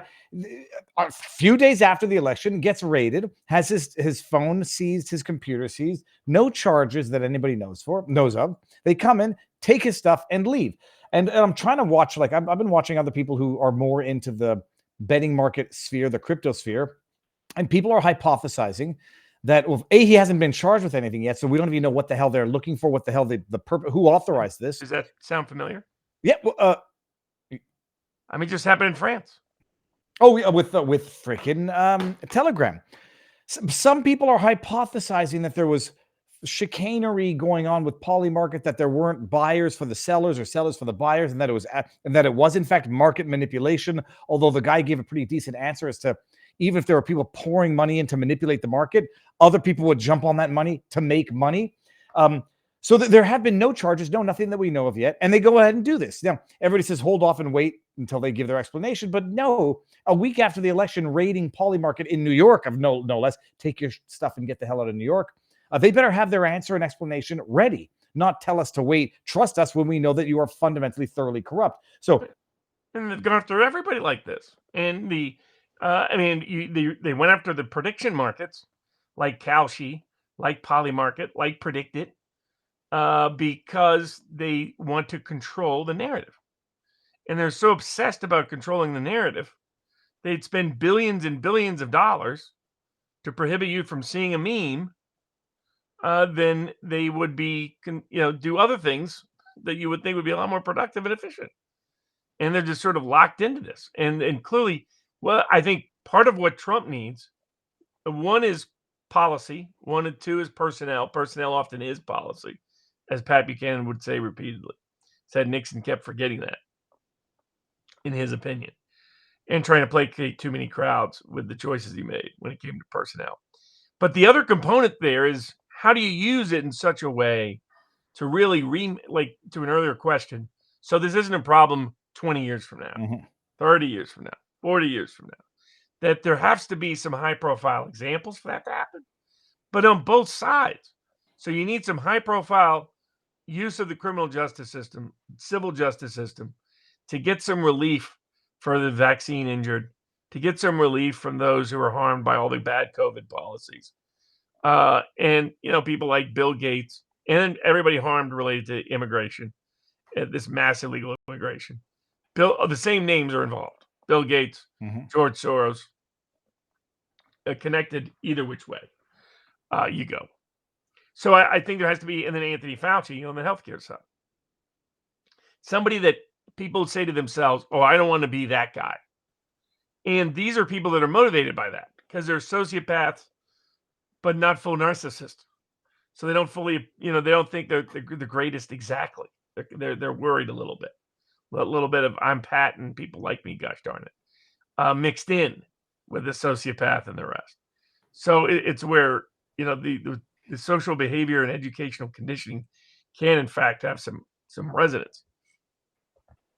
But but that's where you need a coherent, comprehensive strategy at both in terms of who you're picking, when you pick them, how you announce it, while you're coordinating the peace deals to buy you some leeway and some room on the backside. The goal is for these people to make the full institutional reforms, and the only way that happens is if you create things like a lawfare committee, create like a pardon committee, create a committee that highlights both sides. Say, here's these. I know plenty of lawyers happy to do so because we all know somebody. Maybe it's a small case, maybe it's a big case, but we all know in some case that, man, that was if I could ever help that by, I would go back in. Your innocent man type project. Start to highlight those because they show people you can use the right cases to say, here's what went wrong. Here's how this could be a teaching lesson. Here's how there can be certain kinds of consequences so people enforce those lessons. And tell those through real human stories, right? Humanize these the Ross Ulbrichts of the world. If it could work for Ulbricht, and that was the Silk Road guy, that means that the court of public opinion is open to questioning whether the government is harassing people for politically prejudiced reasons. I got the crazy case in Seattle where a guy ended up jailed, denied access to his son because he objected to a mask at a grocery store. I mean, that's nuts. And we can't ever forget our dear departed beloved, the great squirrel. I mean, these are squirrel murderers. So for the squirrels, for the cats, for the dogs, and the raccoons, don't forget. And the raccoons, we don't forget the raccoons over here. Trump's win is necessary and reform equally necessary. Something I haven't done in a while, highlight Rumble Studio. Let me do this, and I have another question about Thune and then some other stuff. I want to highlight the Rumble Studio again, and it's quite on point. The Kids Guide by Mark Huckabee. Heck's my problem. Now that we're past the point of Trump's historic victory, I need to ask all the parents out there to listen up. Now that Trump is heading back to the White House, he said he wants to teach our kids to love our country again. And the best place for them to start is to learn all about President Trump and his vision for America in his second term. That's why Mike Huckabee's team put together the Kids Guide to President Trump. And to celebrate President Trump's victory, they're giving it away for free with fun illustrations and easy to follow content. This important guide teaches kids all about President Trump's accomplishments during his first term and what looks like it's going to be massive, touch wood, success during his second term. And it helps kids understand his goals for the second term. Mike Huckabee wants to send this to you and your family for free so that you can start to teach your kids the truth. Please hurry because supplies are limited. To claim your free Kids Guide, go to President Trump right now. It's at kidstrumpguide.com. That is kidstrumpguide.com. That scan the thing there, the little QR code, and you'll get to Mike Huckabee's, what is it called? Like a project of life that, it will last beyond the second term. What were you going to say? I was going to ask what the referendums we covered last week. Like in Florida, I think they had to get at least 60%. Some other states just majority. How did some of those turn out? The abortion one did not pass, The or marijuana not one, get over 60%. yeah, I don't. I didn't They didn't hear. deserve that either. I mean, like there was something like that. Remember, that's what we talked about. There's a great. I'm glad they lost it because that's a big state, Florida. I think that's the first time they haven't hit their necessary threshold in an abortion referendum. Yeah, Post the Dobbs. abortion. Hold on, abortion amendment, Florida. What's that? Let's see. Florida Amendment 4 results. What is it here? What, just give me the head. It fails. Okay. The amendment to expand abortion fails, and I think the marijuana one also failed, which I thought was, hold on, marijuana, Florida amendment. I know that it didn't pass because I didn't hear it.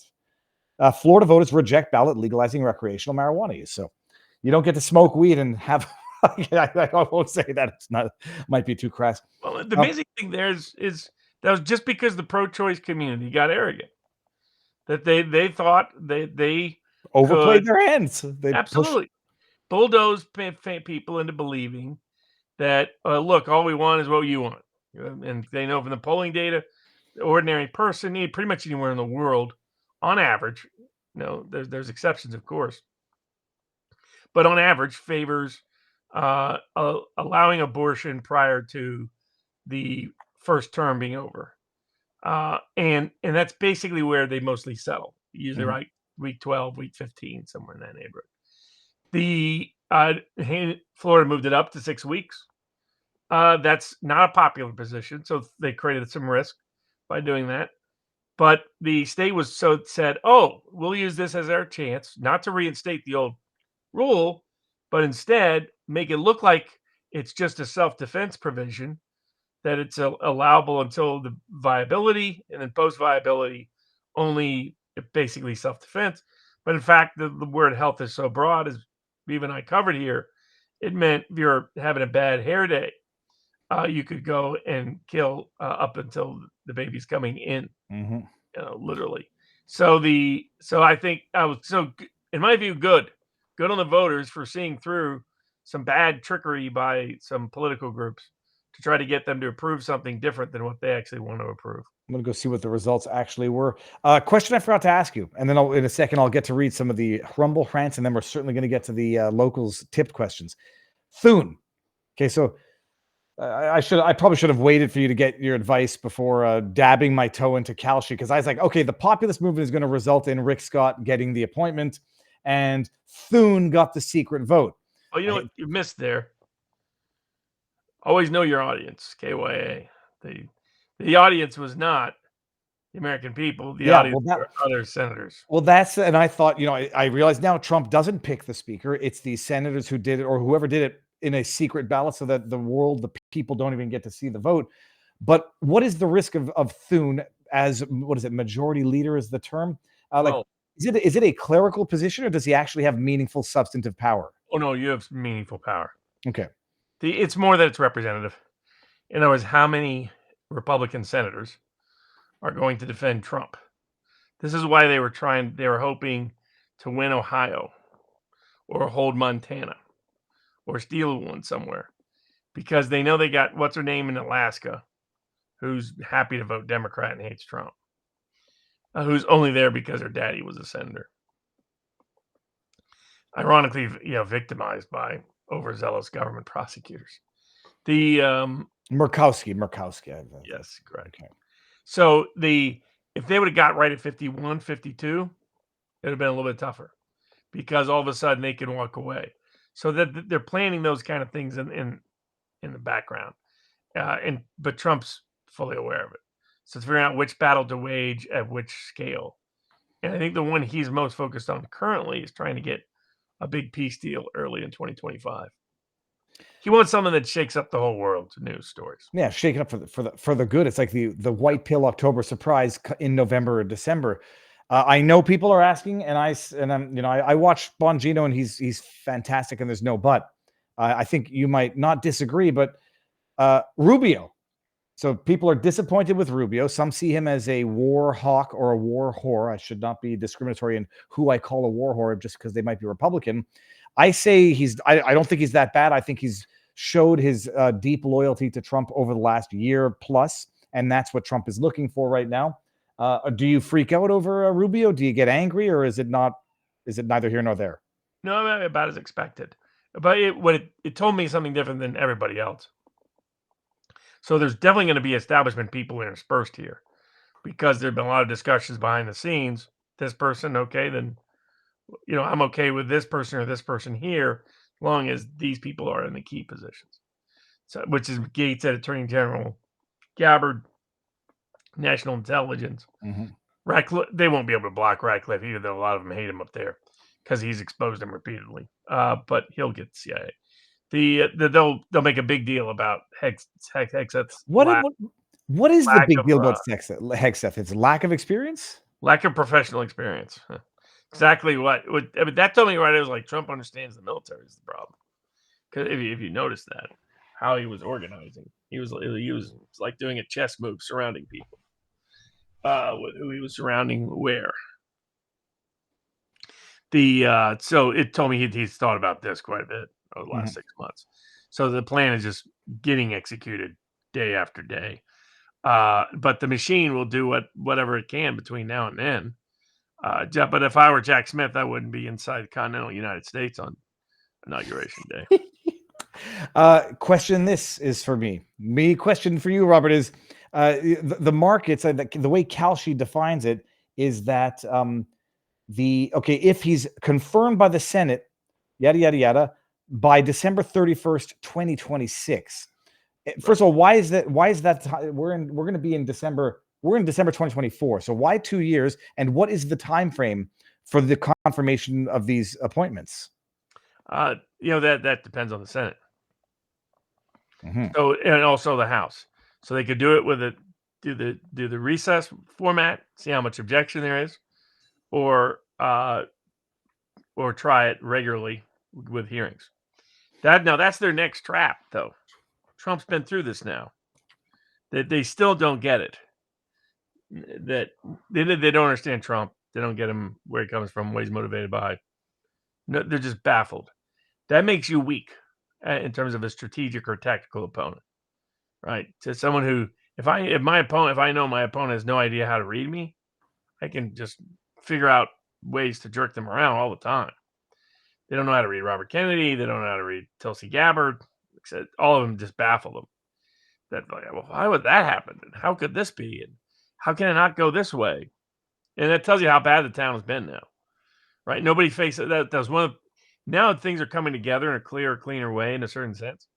When Trump was like, you got to fire people. The problem with Biden is he doesn't fire anybody. Problem I even had first time around I decided who I didn't fire, not who I did fire. He's getting that. And I knew that was already on the legal side because people were really buttressing up the people's executive. My populist theory of the executive branch is that he's the personification. He's the boss, and he has to fire whomever he wants, whenever he wants within the executive branch. But he has people really focused on that.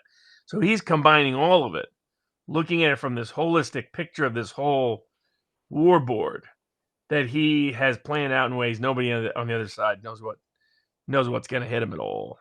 They have no clue. Robert, let me bring this up here. Hold on one second. A couple of questions. Barnes sounds tired. Hopefully he's getting rest. You'd be tired too. Yeah, that's an understatement. I was basically in the hospital nonstop for the last 2 weeks. So. It's anybody who's ever had an experience like that knows, and lots of pain and agony and you don't sleep. The food. Well, it's funny. One of the doctors, it's like all these things combining at the same time because the odds of this. Because does anybody want to poison you? And I was like, that's a long list, man. Robert, and you say it, and now you're going to feed a number. I won't call them conspiracy theories. Concerns of the community. You can't ever worry about that at all. I'll often get that when people see a news story, they'll be like, doesn't that make you want to reconsider it? Well, that's the problem. The moment one person reconsiders, it gives power to them always. But just you can never be fazed by it. Never can be worried about, what if this happens? Anything in life has risks. Well, check your body for radon. Like Bobby Kennedy's risk. Yeah. But what did he say? He said, there's worse things than death. I was like, I thought that's not one of my favorite answers. Because it was always Medgar Evers.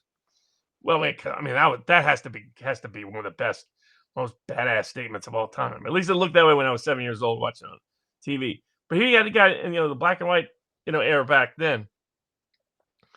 Medgar Evers, civil rights hero, lives by himself with his wife out on the roads.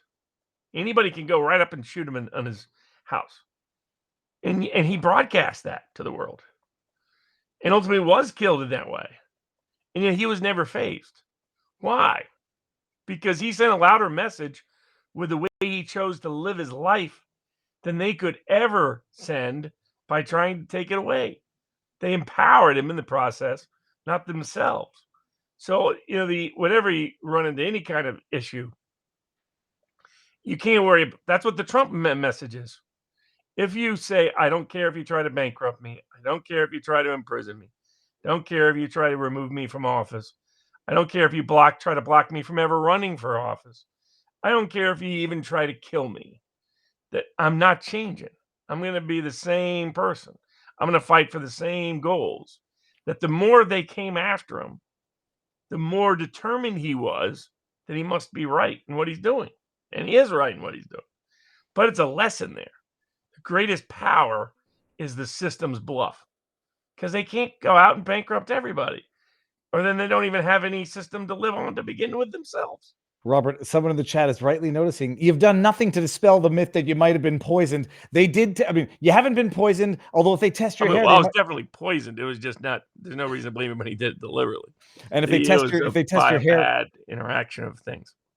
And if they test your hair, I'm sure it's going to come up positive for cocaine. Bada bing, bada boom. Yes, exactly. They'll say, I knew it. That's why Barnes lives in Vegas. Robert L. E. Fitz says, how do we discipline the rogue judges and bring them back into line with the norm of justice? We need that too. Absolutely. There has to be certain 4 or 5 cases taken. Jillian Sweeney says, sorry, I skipped one here. North Dakota Doug Burgum for Secretary of Interior is a suboptimal plan. He is tight with his largest donor. Bill Gates does not respect private property rights, supports carbon capture pipeline, a no-go. Jillian Sweeney says, what do we say to friends who are worried RFK will negatively impact farmers? How? He helps farmers. That's people who think of Kennedy as a 19, who never understood his environmentalism. His clients are all farmers and fishermen. That's his client. But it's because people think of it, environmentalism that has been so hijacked by I think, how does Kennedy call it? He makes it sound like, carbon as a god. Mm-hmm. Because it's gotten so nuts, so disconnected from the whole world, that people don't understand what environmental is supposed to be. Make sure our water is clean, our air is clean, and that we have good foods that help us live happy, healthy, long lives. So he'd be the best friend a farmer could ever have. Amish love Amos Miller. He is Amish, like Amos Miller, love Robert Kennedy because of how much. If I go anywhere in the Amish community or the small farm community, their eyes light up when you start talking about Robert Kennedy. So he's seen as a big ally. Now, not to big agriculture that is poisoning our food supply.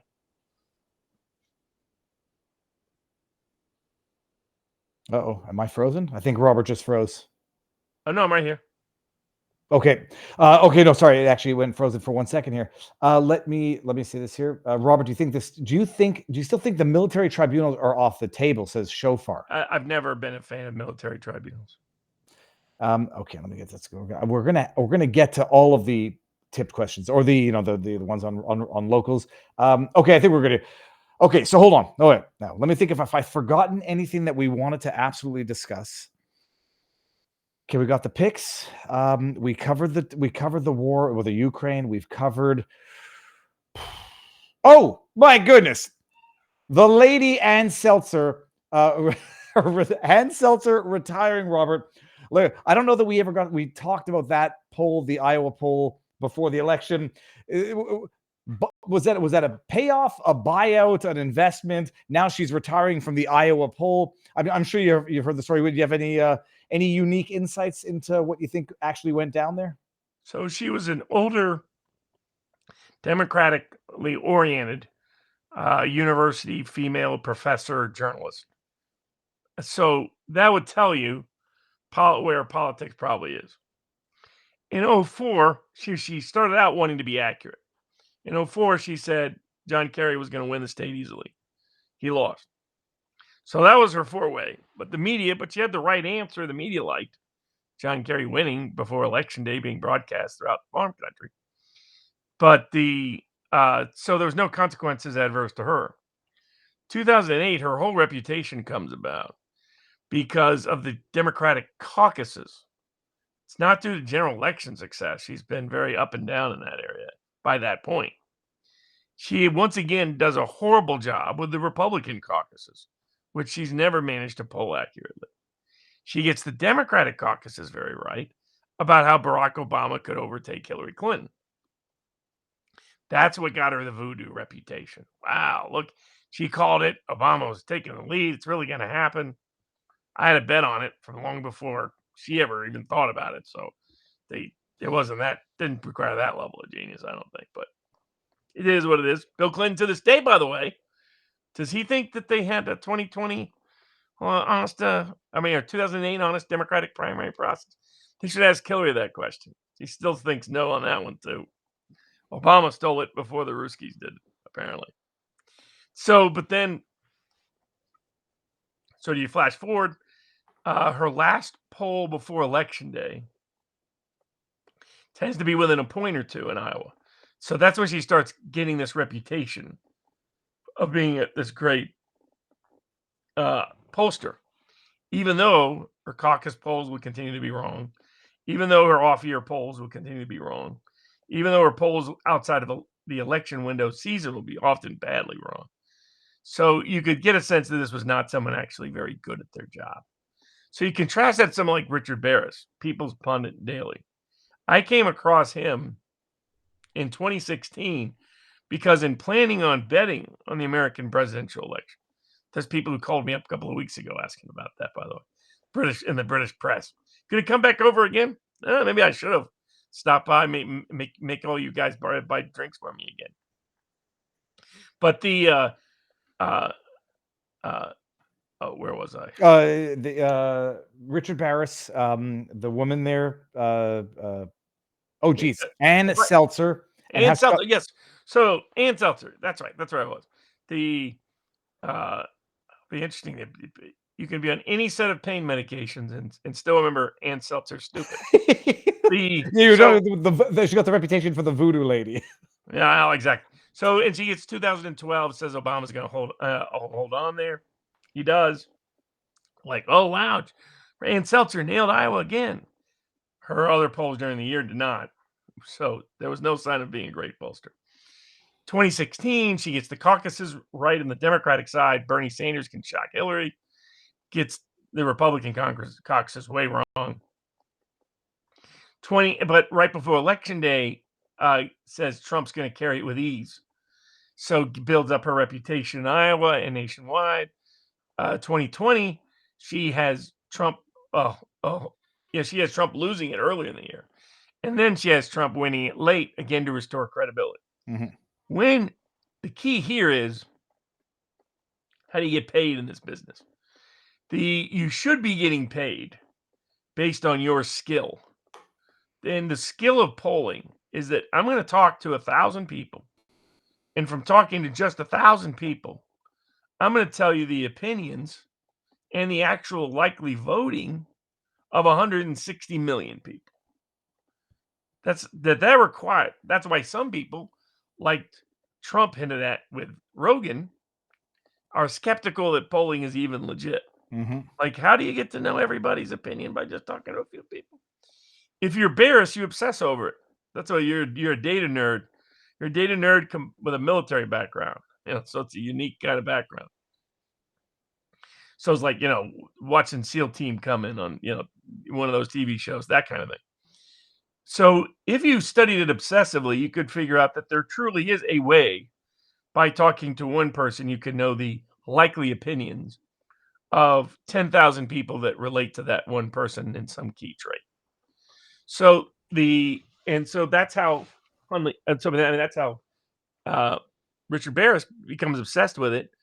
And he figures out different modes, and then figures out how people could cheat with different modes. So that, because there's answering a phone call as a poll, there's answering an email, There's answering a text message. There's answering a direct message to in some sort of app program. All different ways to become part of a poll. Are you part of that poll group continuously? Do you get screened in or screened out with realistic data?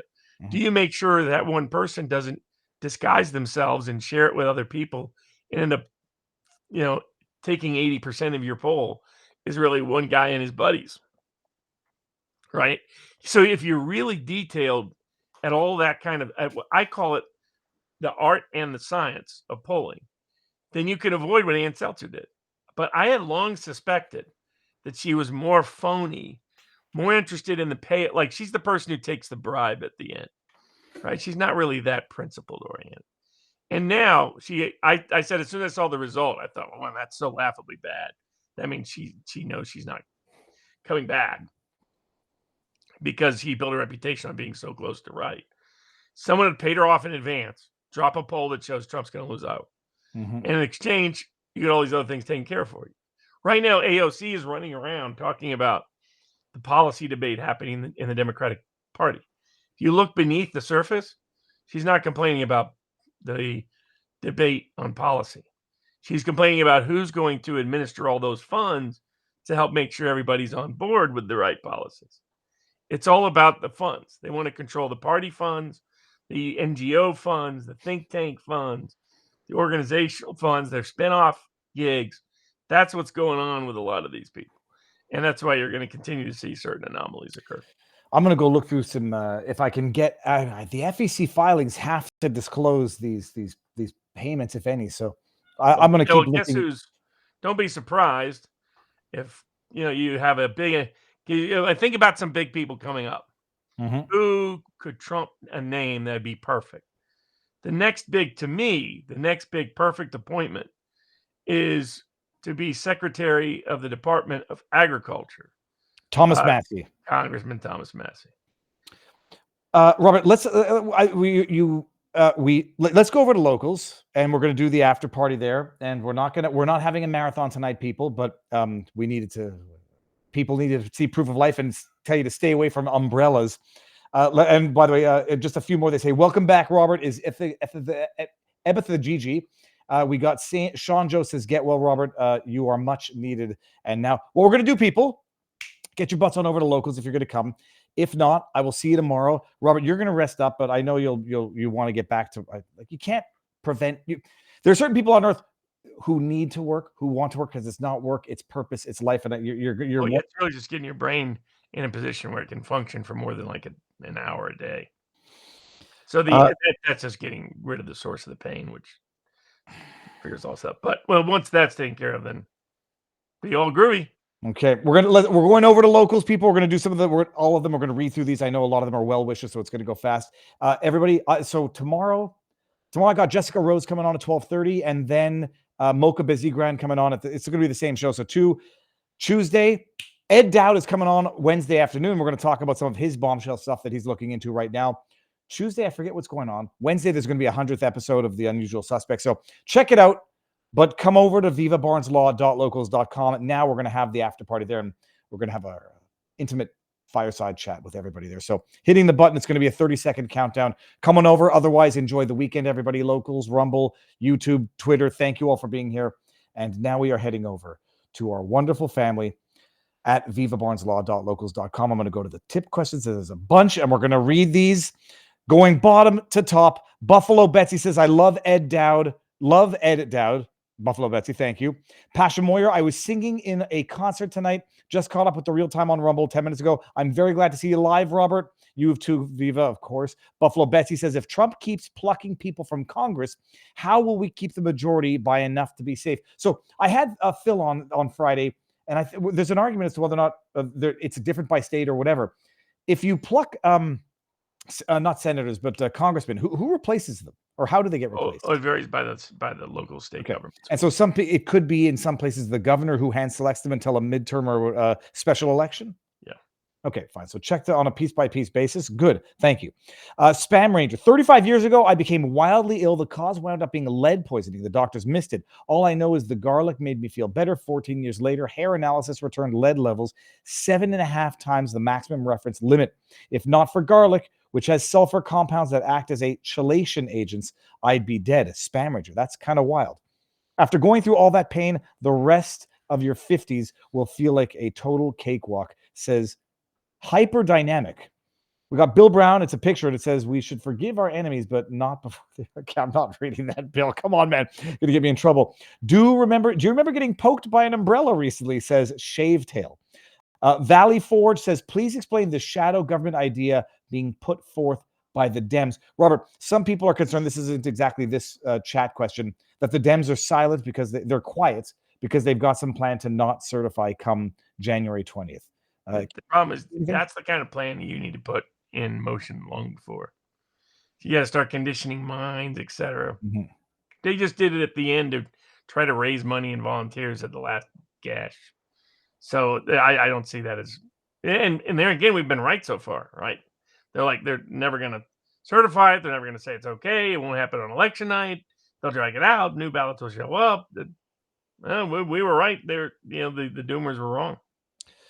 It's amazing that I mean, someone had asked also, like, what do you think went differently this time? But it was constant surveillance. It was the people that forgot they voted last time actually did forget to vote this time. Well, I just saw a big one coming from Rocky Roads Cola. Holy cows! I got to go back to the bottom now. I assume he made some big money. I know a lot of people with sports picks made. Some people made some big money. I know I was capped because there's a max bet on predicted, and I wasn't doing the other markets. They made probably like a dinner out movie, like a dinner out ticket. Oh, no, it was very nice. I'm still holding on to my two last. Oh yeah, it was very nice. Okay, good. Yeah. You probably get the yeah. Rocky Roads Cola says, good evening, gentlemen. I had to work during the stream, so I'll have to catch up tonight. Nevertheless, Viva, thank you for your active takedowns on X. We need that. Barnes, thank you for your wisdom and prescience. Your restored health is an answer for prayer. Keep fighting the good fight. Very glad to see you back, says Quasit.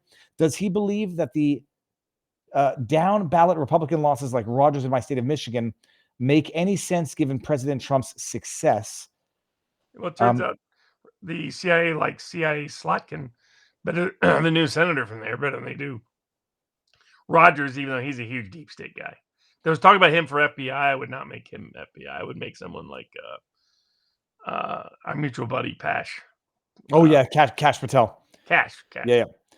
Will Barnes be on Bear's program on Monday? You're gonna be resting up tomorrow? I'm going to try to appear with Bears tomorrow. Yep.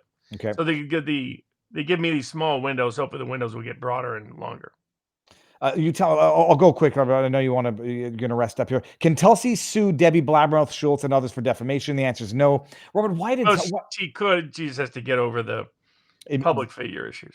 But why did she drop the lawsuit against Hillary Clinton back in 2020? Well, back then they were denying that could even be an actionable suit. Okay. But they were saying that it wasn't. It was a protected opinion and so on and so forth. Okay, I'm going to go not as fast as I can here. I'm going to make sense. Zoe Grant. I'm going to see if I hopefully don't miss any. Zoe Grant. Robert, have you heard about the news of the hate speech snitch line in Washington state that goes into effect on January 1st? Seems unconstitutional.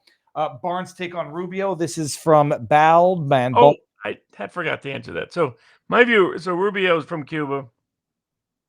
Father came over, kind of like Ted Cruz's father, some but unclear ties to the anti-Fidel movement.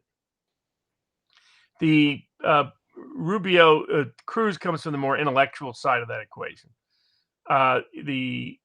Whereas Rubio's dad was more the sort of entertainer side of the sort of Cuban personality that came over during that time frame.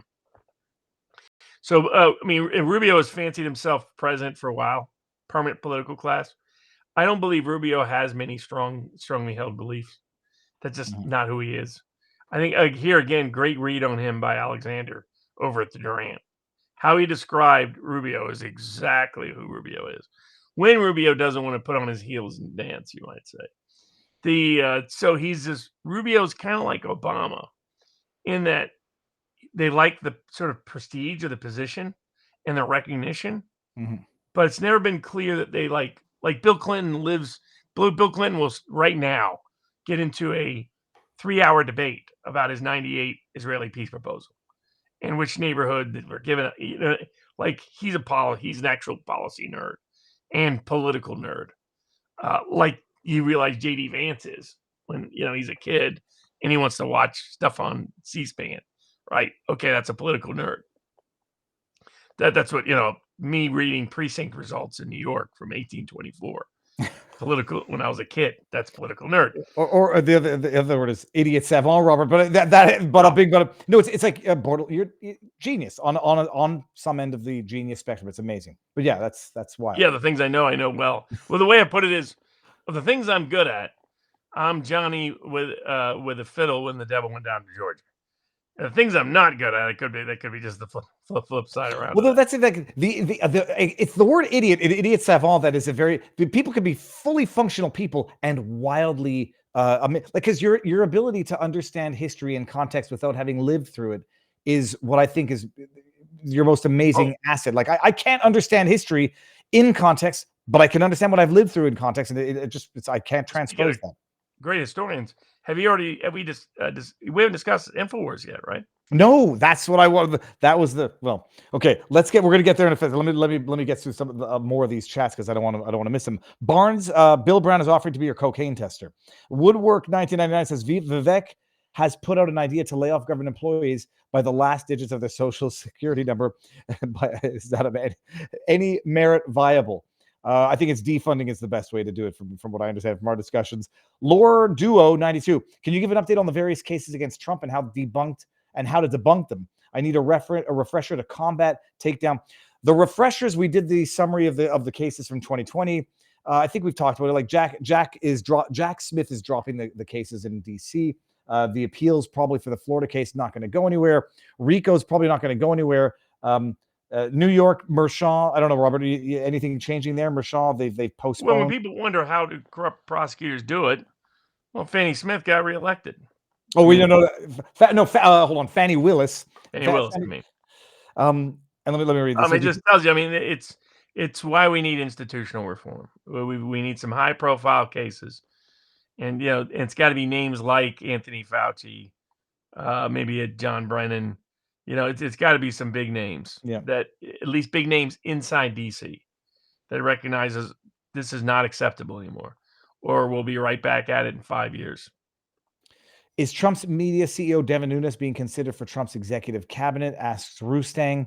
Well, I'm going to read through this so we don't. He'll have a role no matter what.